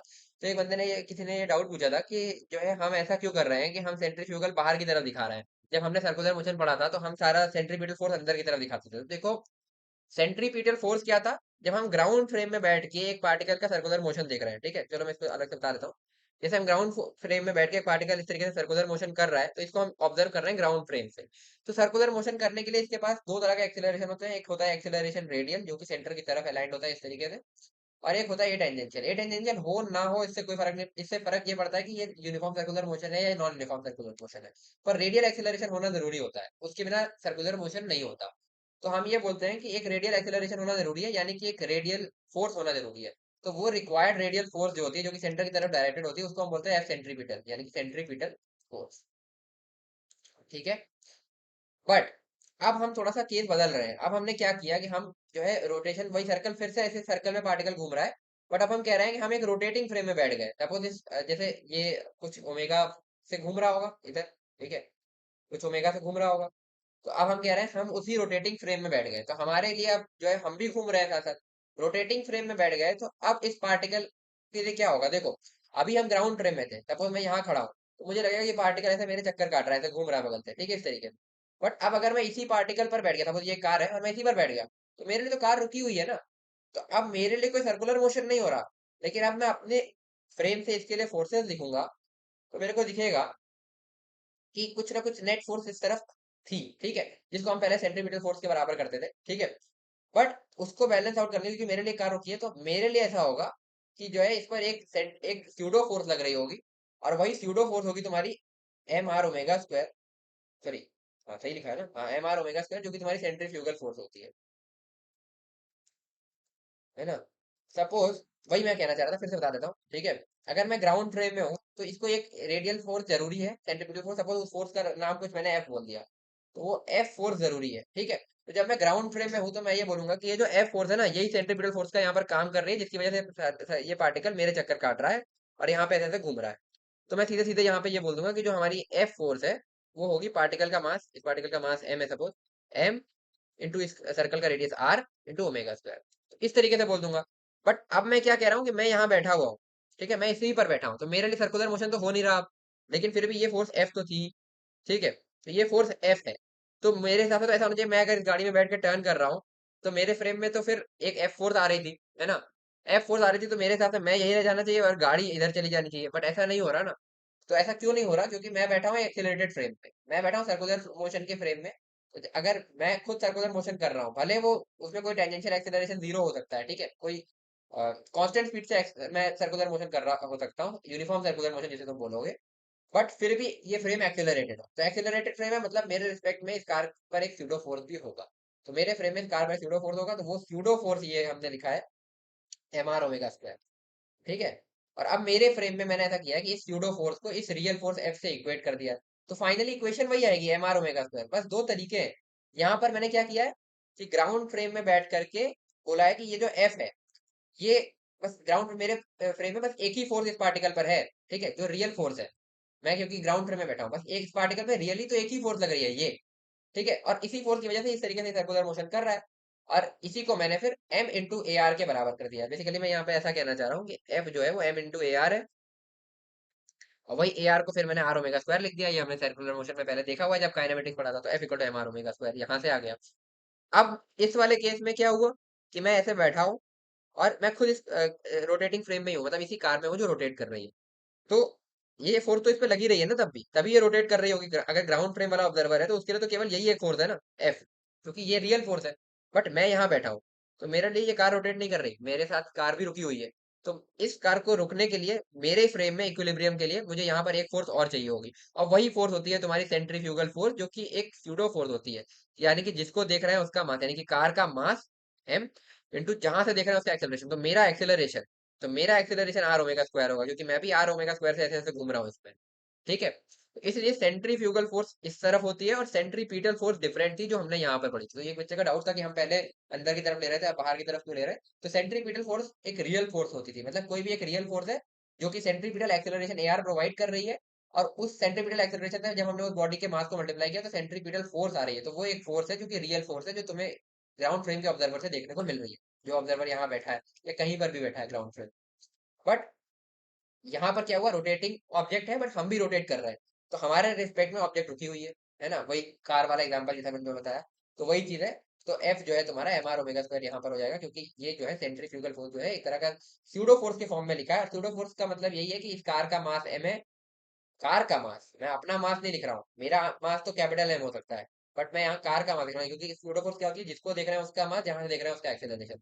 तो मेरा एक्सेलरेशन है ये आर ओमेगा स्क्वायर। अगर इसी रोटेटिंग फ्रेम में मैं ओमेगा 1 से घूम रहा हूँ और कार ओमेगा 2 से घूम रही होगी ना, तो मुझे यहाँ पर ओमेगा 2 लिखना पड़ेगा, कार का सॉरी ओमेगा 1 लिखना पड़ेगा अपने एक्सेलरेशन के हिसाब से, फिर पूरी एनालिसिस डिफरेंट हो जाएगी। तो ये मैंने जब पढ़ाया था तो सेंट्रीफ्यूगल में ये चीजें बोली थी। सेंट्रीफ्यूगल एक बार फिर से पढ़ लेना, और अगर तुम्हारा ये डाउट है तो मेरे ख्याल से अब क्लियर हो गया होगा। इसके बाद भी डाउट है तो तुम मुझे इंस्टा पे डीएम कर देना, तो लिंक तुम्हें मिल जाएगा चैनल डिस्क्रिप्शन में। तो वहां पे मैं तुम्हें अलग से आकर के कभी लाइव बता दूंगा, ठीक है, या फिर तुम्हें वीडियो बना के स्पेशली भेज दूंगा इस चीज की। ठीक है, आई होप तुम्हारा डाउट क्लियर हो गया होगा, मैं जितना समझाया तुम्हें अच्छे से समझ में आया होगा। और हाँ, ये इसके सारे के नोट्स जो है मैं टेलीग्राम ग्रुप पे शेयर कर दूंगा, तो टेलीग्राम ग्रुप का जो लिंक है वो चैनल डिस्क्रिप्शन में अवेलेबल है। अगले वीडियो से मैं ध्यान रखूंगा कि इसको मैं वीडियो के डिस्क्रिप्शन में भी डाल दूं, बट अभी चैनल डिस्क्रिप्शन में, तो वहां से जाकर के तुम नोट्स देख सकते हो, ठीक है। तो अब मैं रेगुलरली उस पर आगे एक्टिव रहने वाला हूँ, तो उसमें रोज के रोज मैं नोट डाल दिया करूंगा, तो टेलीग्राम ग्रुप ज्वाइन कर लेना। तो आई होप तुम्हें जितना बताया समझ में आया होगा। अगर कोई भी डाउट है तो कमेंट सेक्शन में पूछ सकते हो, साथ में टाइम स्टैम्प डाल देना कि किस पॉइंट पर तुम्हें वो डाउट आया था। और अगर वीडियो पसंद आई तो वीडियो को लाइक करो यार, जितना हो सके अपने दोस्तों के साथ शेयर करो, और अगर तुमने अभी तक चैनल को सब्सक्राइब नहीं किया, सब्सक्राइब कर लो। तो मिलते हैं यार नेक्स्ट वीडियो में, till then stay motivated and keep studying. Bye.